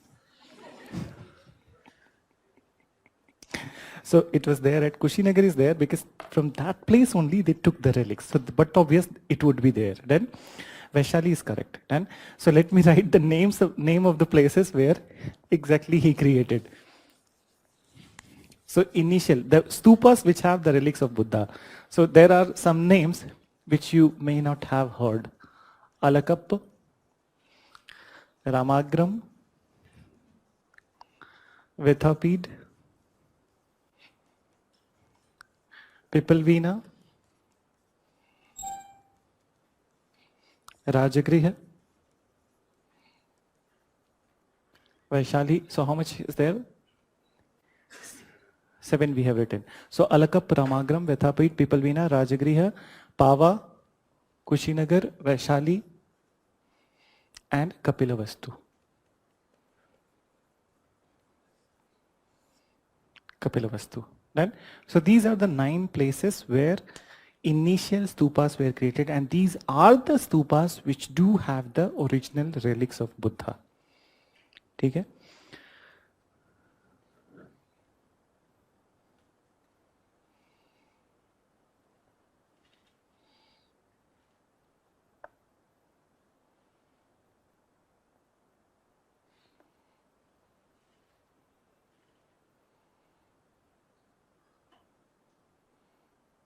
No. If you have written that earlier list, you need to cut that down. मैं देख रहा था लोग लिख रहे थे तेजी से, जल्दी जल्दी से. मैंने तो नहीं बोला लिखने के लिए.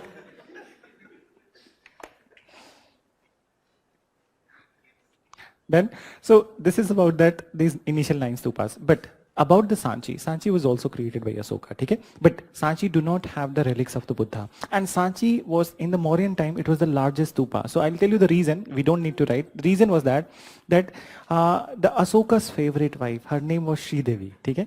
And she was from Sanchi. She was from Sanchi. So when Asoka took this initiative to create these all stupas, so she was very angry that why the hell you did not created a stupa in my Maika, okay?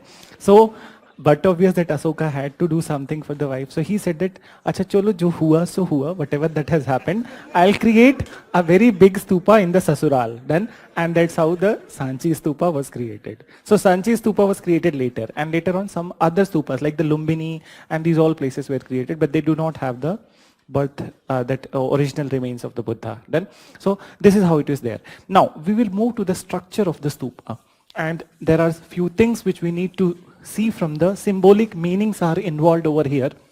So you create a diagram and on a full page, पूरा page एक ले लो, ठीक है? क्योंकि आधे page में तो नहीं होगा. So because so many meanings are involved over here. So you create this diagram.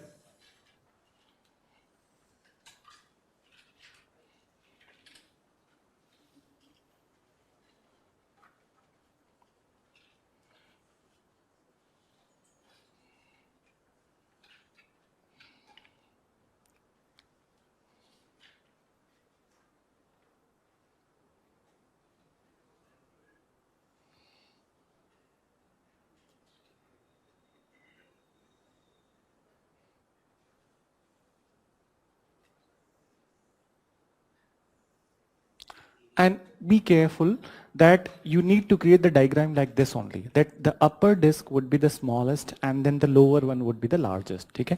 So So many symbolic meanings are there. So we'll write later, but first you create this diagram. And here you need to create one imaginary path. Not imaginary, but here it was well laid path, open path, which was known as the Pradakshina path. So I'll name it, but first you create diagram. And then from this side, you need to create the gateways and then the boundary wall.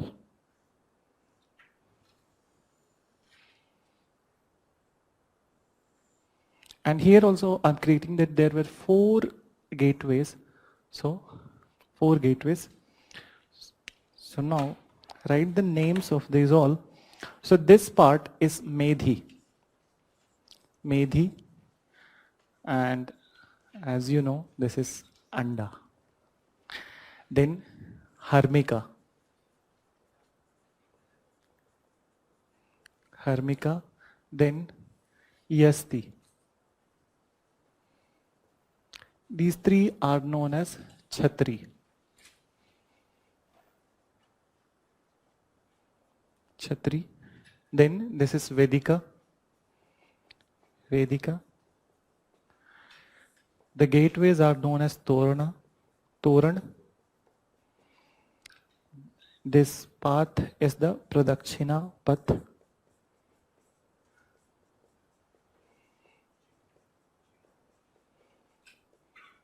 Pradakshina path. And these are the relics of Buddha. Relics of Buddha.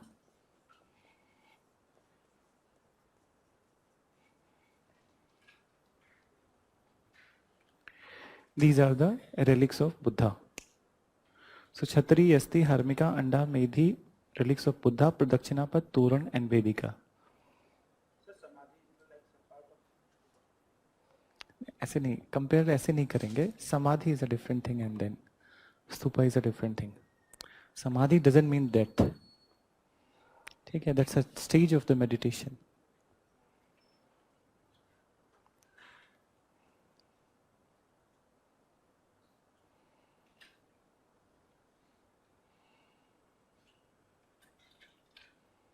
Done?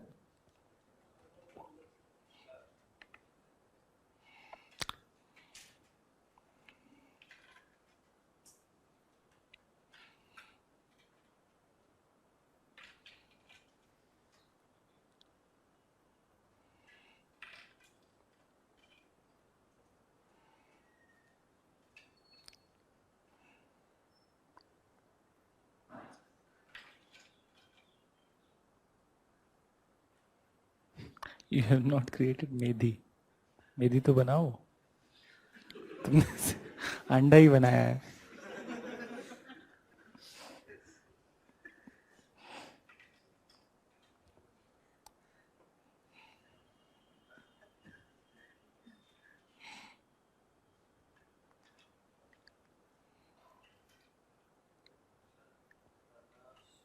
Pradakshina path. Pronunciation would be the Pradakshina path.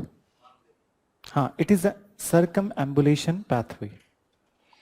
But they don't use the English words, and particularly in the stupa. So you don't need to write any English word. These are the Pali terms.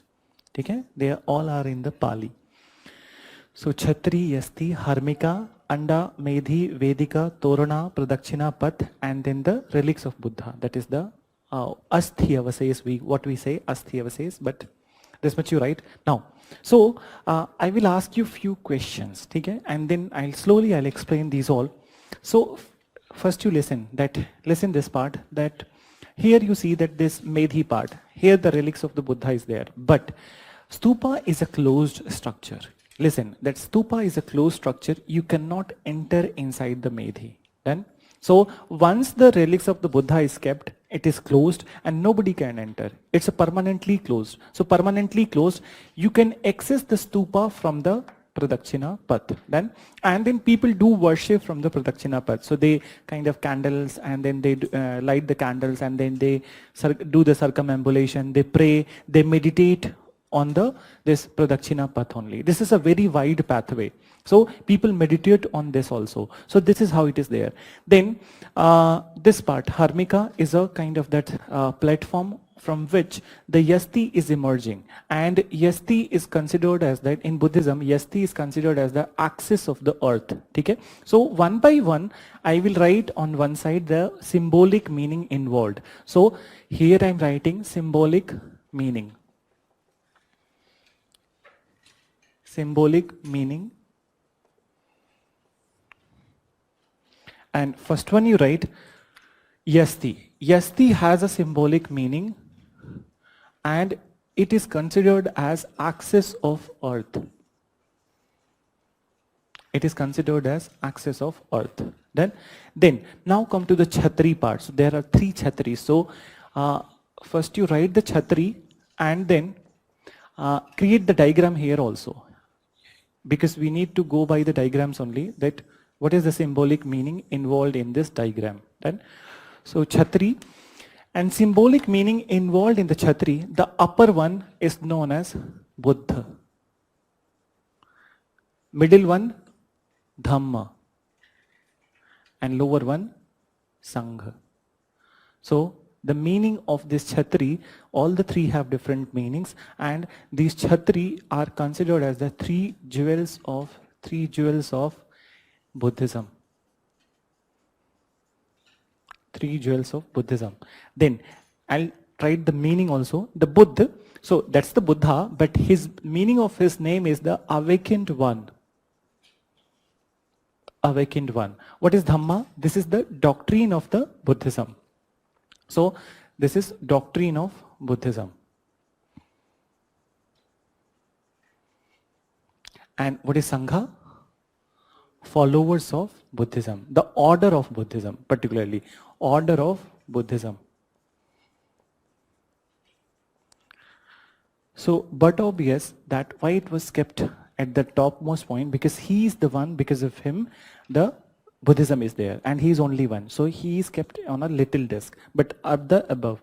Then Dhamma, there would be so many doctrines done, so doctrines would be there. And more than the doctrines would be the followers. So that's why this is the largest. Then, so this is how these Chhatris were there.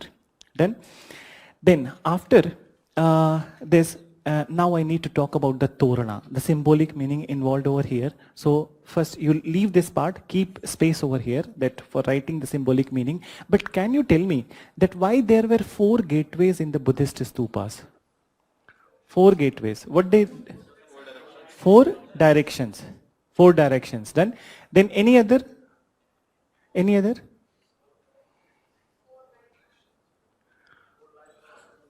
Four? Yes, actually. They indicate the 4 important life events of Buddha. Okay? So I will also explain it through the diagram with the map of India. So just wait for 1 minute. That this place where he was born.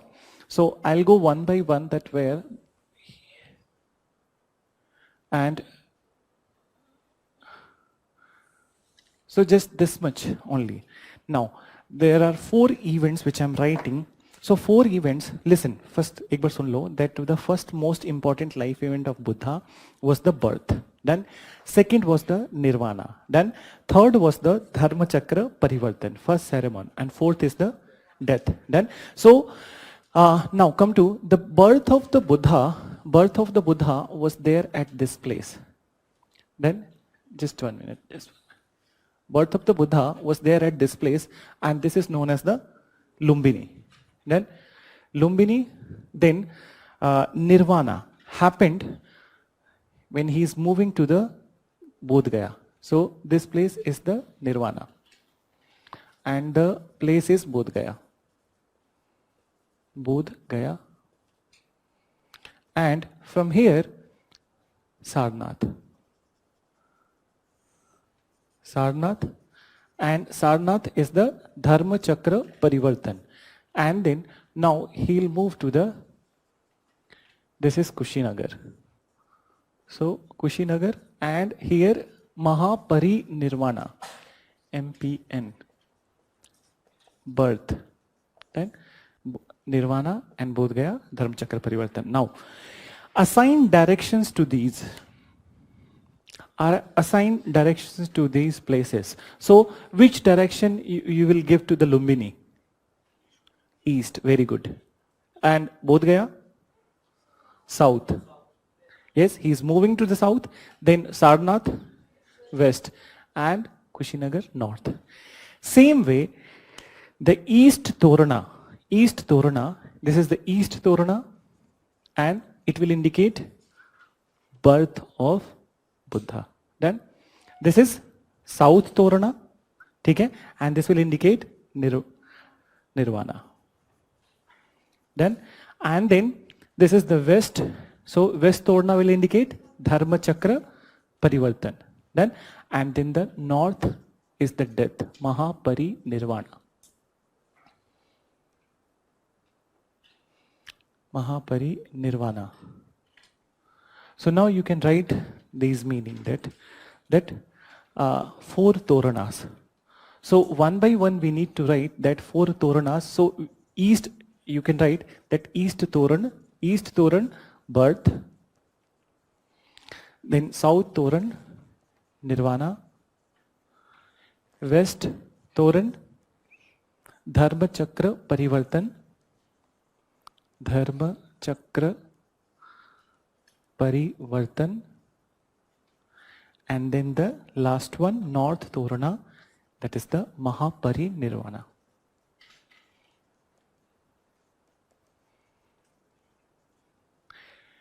Then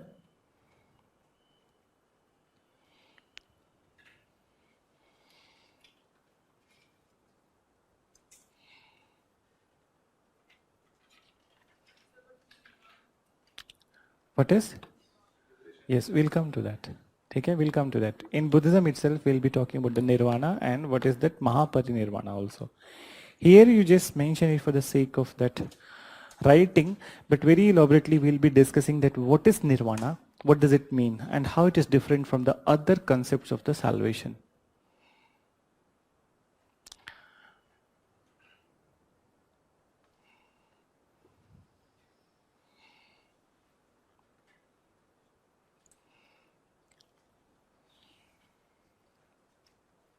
You understood it from the map?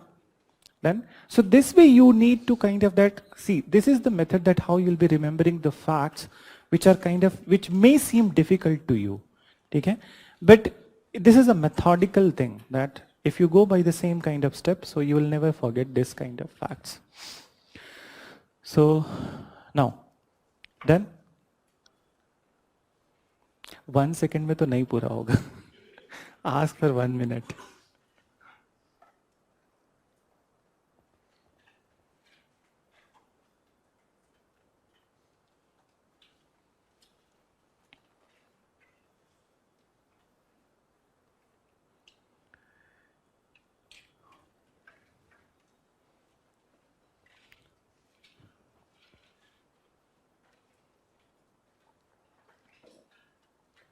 Now, listen about the Vedika. So Torana I have mentioned now this Vedika. So this is the boundary wall. Vedika is the boundary wall, but here also some symbolic meaning is involved. But first we need to know that what is there on the Vedika. So these boundary walls which were there at the time of the Mauryas, so basically on the Vedikas, various Jataka stories were engraved. Okay? So you write, in the symbolic meaning itself you write, on the Vedikas or boundary walls,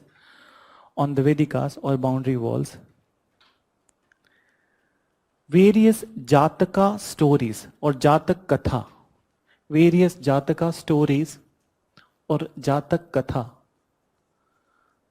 Katha were engraved.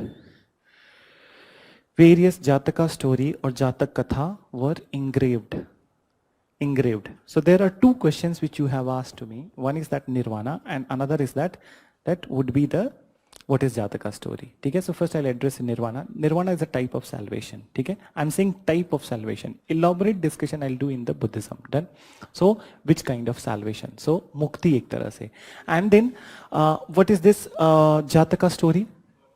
हाँ, they are the story of the, they are the mythological story related to the birth of the previous life of the Buddha, and also they do carry moral intellectual lessons. Then, and they are didactic in nature. So didactic word means that if you read a story and you figure out the moral lesson for you, so that is didactic. Then, so didactic story. So you can write separately, कहीं अलग से लिख लो, that Jataka stories or folk narratives. So English name for the same is the folk narrative. Folk narrative, and this was actually which was asked in the paper 2016. So Jataka stories or folk narratives are related to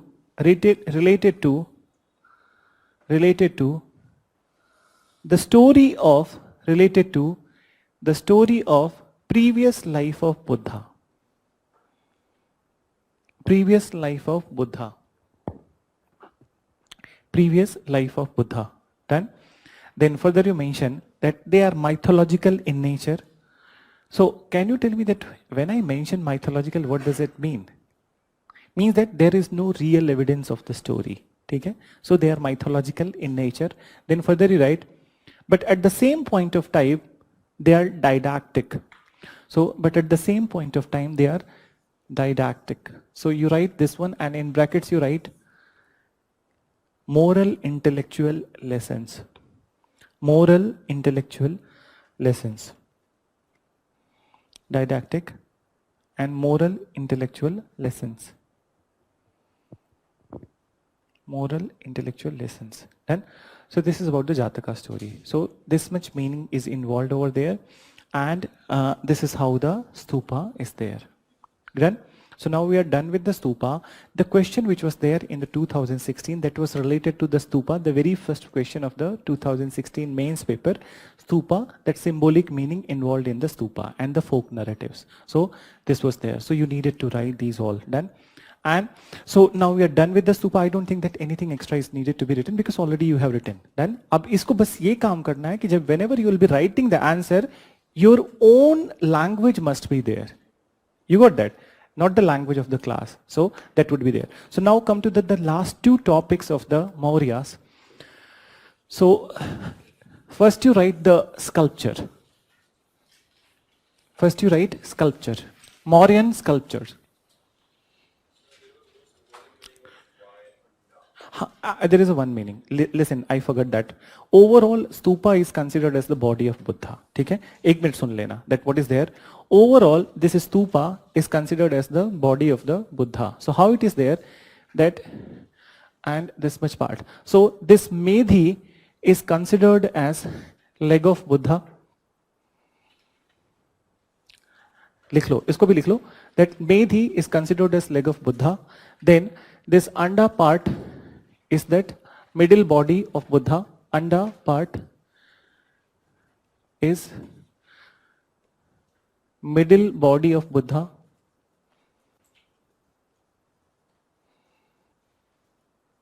Middle body of Buddha. And then this much. These three. Harmika plus Yasti plus Chhatri. This is the head of Buddha. Head of Buddha. So medhi is the leg of Buddha, then anda is the middle body of the Buddha, and then Harmika, Yasti and Chhatri, they are the head of the Buddha, including the neck part. Okay? So, and symbolically, इसके बाद भी लिख लेना, the last word you write that symbolically, stupa is the microcosm of Buddha. Stupa is microcosm of Buddha. What do you mean by microcosm? Microcosm? हाँ, छोटा. For example, that you have the very big Taj Mahal, but when you fell in love, you present a gift to somebody. So that gift is the microcosm of the Taj Mahal. Okay? So this is the representation of the Buddha's body. Then, so now, आजकल नहीं देते मुझे पता है, ठीक है? आजकल तो सीधे फोन का डिमांड होता है, आईफोन चाहिए.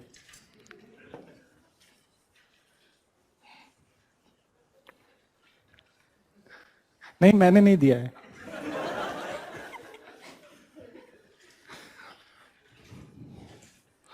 अपने पास ही मुश्किल से आता है.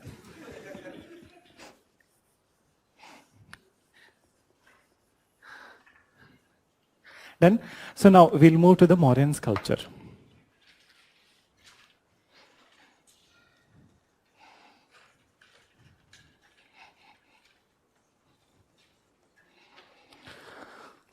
Mauryan sculpture.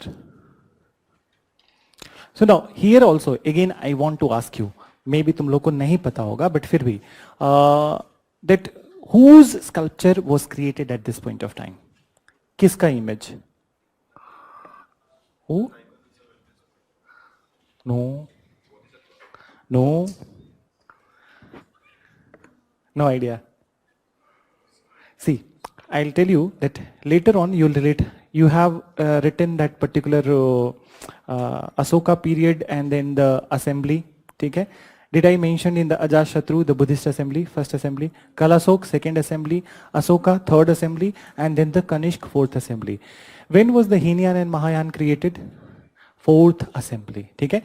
And with the arrival of the Hinayan Mahayan, because Mahayan was the one who was of the view of creating the idols. Then, so Mahayan ke pehle in Buddhism there was no idol worship. So it means that Asoka time there was no idol worship of the Buddha. ठीक है? So idols of Buddha was not there. ठीक है? क्योंकि Buddhism में अभी तक idol worship आया ही नहीं था. There was no idol worship in Buddhism till this point of time.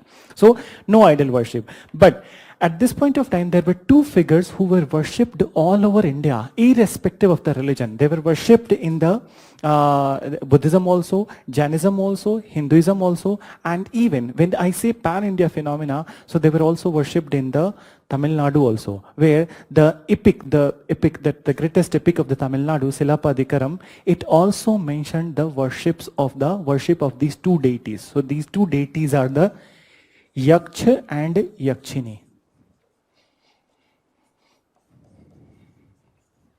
Yaksha and Yakshini.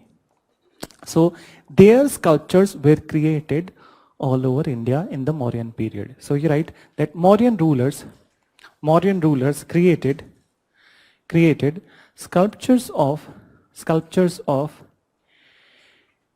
Yaksha and Yakshini.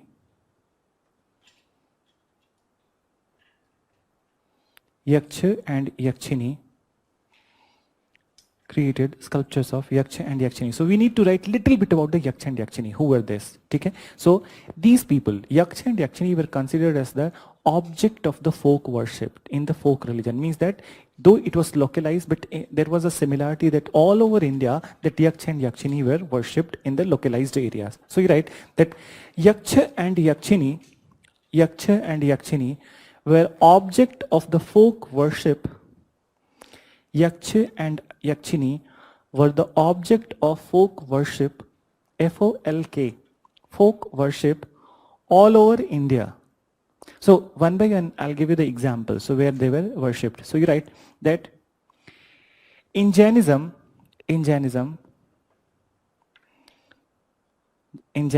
there was concept of 24 Yakshinis. In Jainism, there was concept of 24 Yakshinis, then who were worshipped. In Jainism, there was concept of 24 Yakshinis who were worshipped. Then after that you write, in Buddhism, images of Yakshini, images of Yakshini were created, images of Yakshini were created on the gateways of stupa. On the gateways of stupa. Then further you write, the most popular Yakshini of Buddhism is Sal Bhanjika Yakshini. Salbhanjika Yakshini. The most popular Yakshini in Buddhism is Salbhanjika Yakshini. See on the board spelling. Salbhanjika Yakshini. Salbhanjika. And what's the meaning of that? So basically, that you know sal is a tree, sal tree. Then, so basically this Yakshini, she is holding a branch of a sal tree. Then, that she is holding a branch of a sal tree, and this particular image is considered as the very auspicious in Buddhism. Then, so you write, it depicts Yakshini holding, it depicts Yakshini holding branch of a sal tree, branch of a sal tree, branch of a sal tree. Then further you mention, she is considered as branch of a sal tree, and she is considered as very auspicious in Buddhism. God, you people are writing auspicious. कहीं कुछ लोगों ने लिखा था suspicious. So very auspicious in Buddhism. Then now the next part is that Hinduism. So Hinduism mein Yaksha is mentioned somewhere. First I want to talk about the Yaksha. So can you tell me that where Yaksha is mentioned? Mahabharata. Very good. Exactly. So there was a conversation between the Yudhishthir and the Yaksha. Did you remember? Do you remember that? So Yaksha was a kind of that pure figure. He was a religious figure in the very famous epic Mahabharata, and he was worshipped all over North India. So you write that Yaksha worship is mentioned. Yaksha worship is mentioned in Mahabharata. Yaksha worship is mentioned in Mahabharata. Then further you write Yakshini, about Yakshini. Yakshini in Hinduism, was worshipped in Sapta Matrika Puja. Was worshipped in Sapta Matrika Puja. Means that Sapta means the 7 Yakshinis were worshipped in the Hinduism, Sapta Matrika Puja. Then we need to write about that, the south also. So you write that Tamil epic, Silapa Dikaram, Tamil epic, Silapa Dikaram also mentions,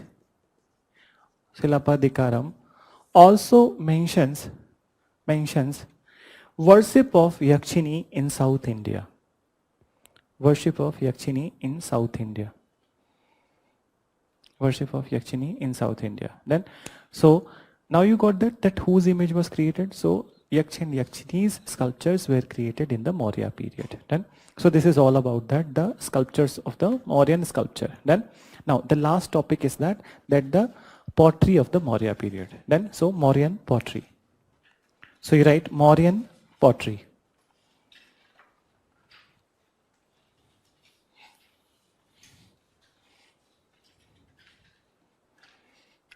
Mauryan pottery. So there was a specific name of the Mauryan pottery. Any idea? NBPW. Okay? So it was known as Nadan Black Polished Ware. Nadan Black Polished Ware. NBPW. Nadan Black Polished Ware. So the characteristic pottery of Maurya was NBPW. The characteristic pottery was NBPW. Then, so now listen to this part.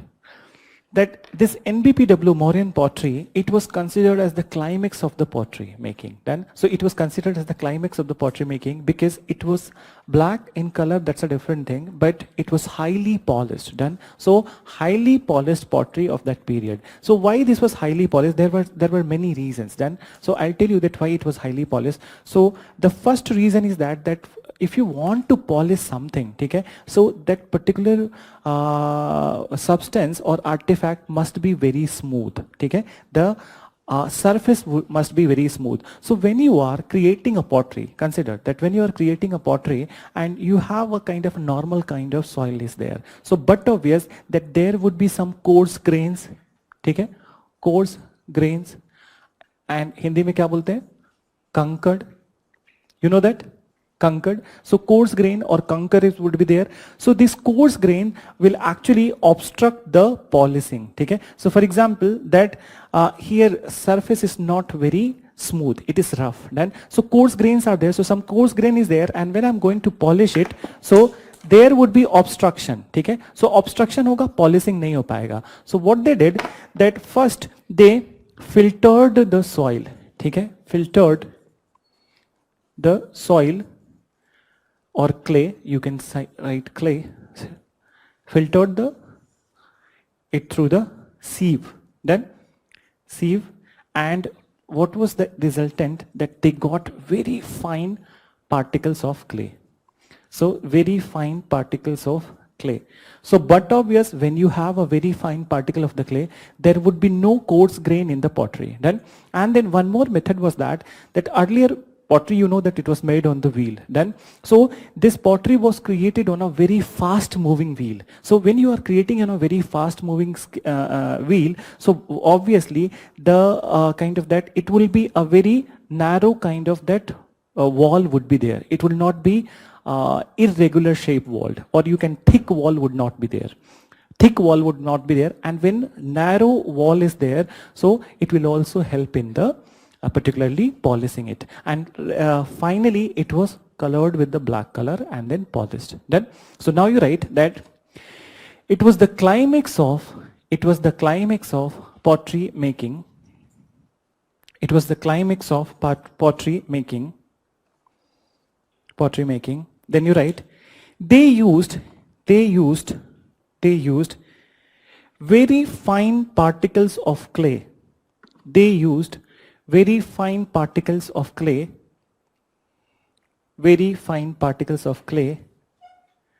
and pottery was created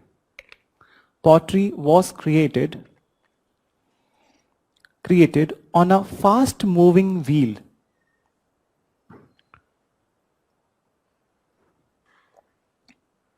On a fast moving wheel, which resulted into even shaped pottery.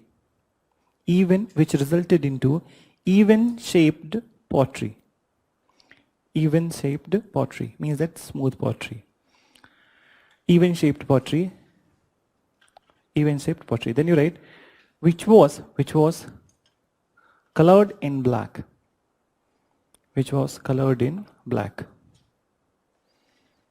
And highly polished, which was colored in black and highly polished. Done. So this is all about that, the Mauryan pottery, and then the Mauryan chapter. So tomorrow we'll be starting the post Maurya. But some people were asking about the books. So I do want to know that कुछ book तुम लोग पढ़ रहे हो या कुछ खरीदा है? So just class notes, yes. R.S. Sharma, that's already I have suggested you that it will be helpful in the ancient also and the art and culture also. Apart from that, if you want to buy anything, so whatever book you have, okay, please don't buy Spectrum. Okay, I'm giving you what not to buy list. Okay, so please don't buy Spectrum. Don't buy any unique book. Don't buy any Tata Magra you can buy. But which one? that you can go for. If you have not brought it, so then it's okay. But if you have, so please bring that book to me. I will mark the chapters. Okay, not one or two, but 4 or 5 chapters are there which you can go through with that in that book. Okay, so otherwise I don't think that apart from the NCRTs and the class notes, anything you require. And as far as the class notes are considered, that the printed material is considered. So I have I conveyed you? No. So what I want to convey that note you don't need to read. Okay? That particular art and culture 68 page notes that is there. So few of the chapters, particularly that you can see the theater from there, but rest of the chapters you can leave. So you can ask the reason that why you don't need to read that. That is it? No, that's not the reason. The reason is that particular note was created by me way back in 2013. Okay? So, and I myself created, but there is so much of value addition in the classes. Then, so you will feel that classes mein zyada hai, and then there is less in the notes. So you don't need to do the repetition. Everything which is there in that note, you are going to write in the class notes. So nahi zarurat hai. There is no need, literally no need.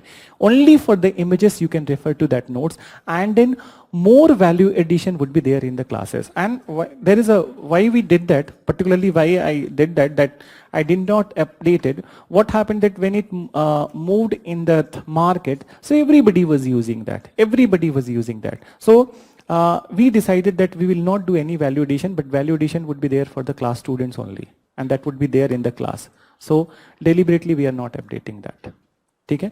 So everything would be there in the class, and what you have written from in your own handwriting, you will kind of that feel the benefit of that when exam is closer. Then, so it will be easy to revise, it will be easy to remember everything when easy to revise and easy to remember everything when it is close to the exam is closer. But book mein kya hota hai that you are going, for example, that any book you take, that I told you that Romila Thapar book, 750 pages. You take the Nitin's book also, that is somewhere around that 800 or 900 pages are there. So it is kind of that when you are reading that book and you have read it one time, so it is not possible to remember all the facts. Even if you read 2-3 times, it is not possible to remember all the facts. So only some specific chapter you go through that book, not all the things, and rest of the things will be completed over here. ठीक है? So नहीं खरीदो कोई book. मेरा suggestion यही है कि go for the NCRTs and go for the class notes. NCRTs you can buy, okay? New, old, whatever you are comfortable with. So you can buy, but don't go for that any other book in the market. There is one more perspective in the market. वो भी बता देता हूँ. That see, that whatever information that can be conveyed in one sentence, book में वो 4 से 5 sentence में convey होता है. ठीक है? They convey in 4-5 statements. So why this is so? Because there is a commercial angle to the book also. That if number of the pages are going to be less in the books, so there will be no commercial benefit to the person who is writing the book. So not unnecessarily, but from the commercial perspective, from the business perspective, what can be conveyed in one sentence, it's conveyed in the 10-15 sentence. वो भूमिका बनाने में सारा global warming types है. ठीक है? So इसलिए class notes are much beneficial to you. ठीक है, चलो, थैंक यू. देख सकते हो, ठीक है, government of India websites. If you have any information, ministry of culture, तो वो देख सकते हो. ठीक है, लेकिन सीसीआरटी की बात करोगे तो CCRT is a little complex. Language is very complex, and we have incorporated CCRT into the notes also. Every part of the CCRT is incorporated. There are some chapters only which you can see from the CCRT. ठीक है.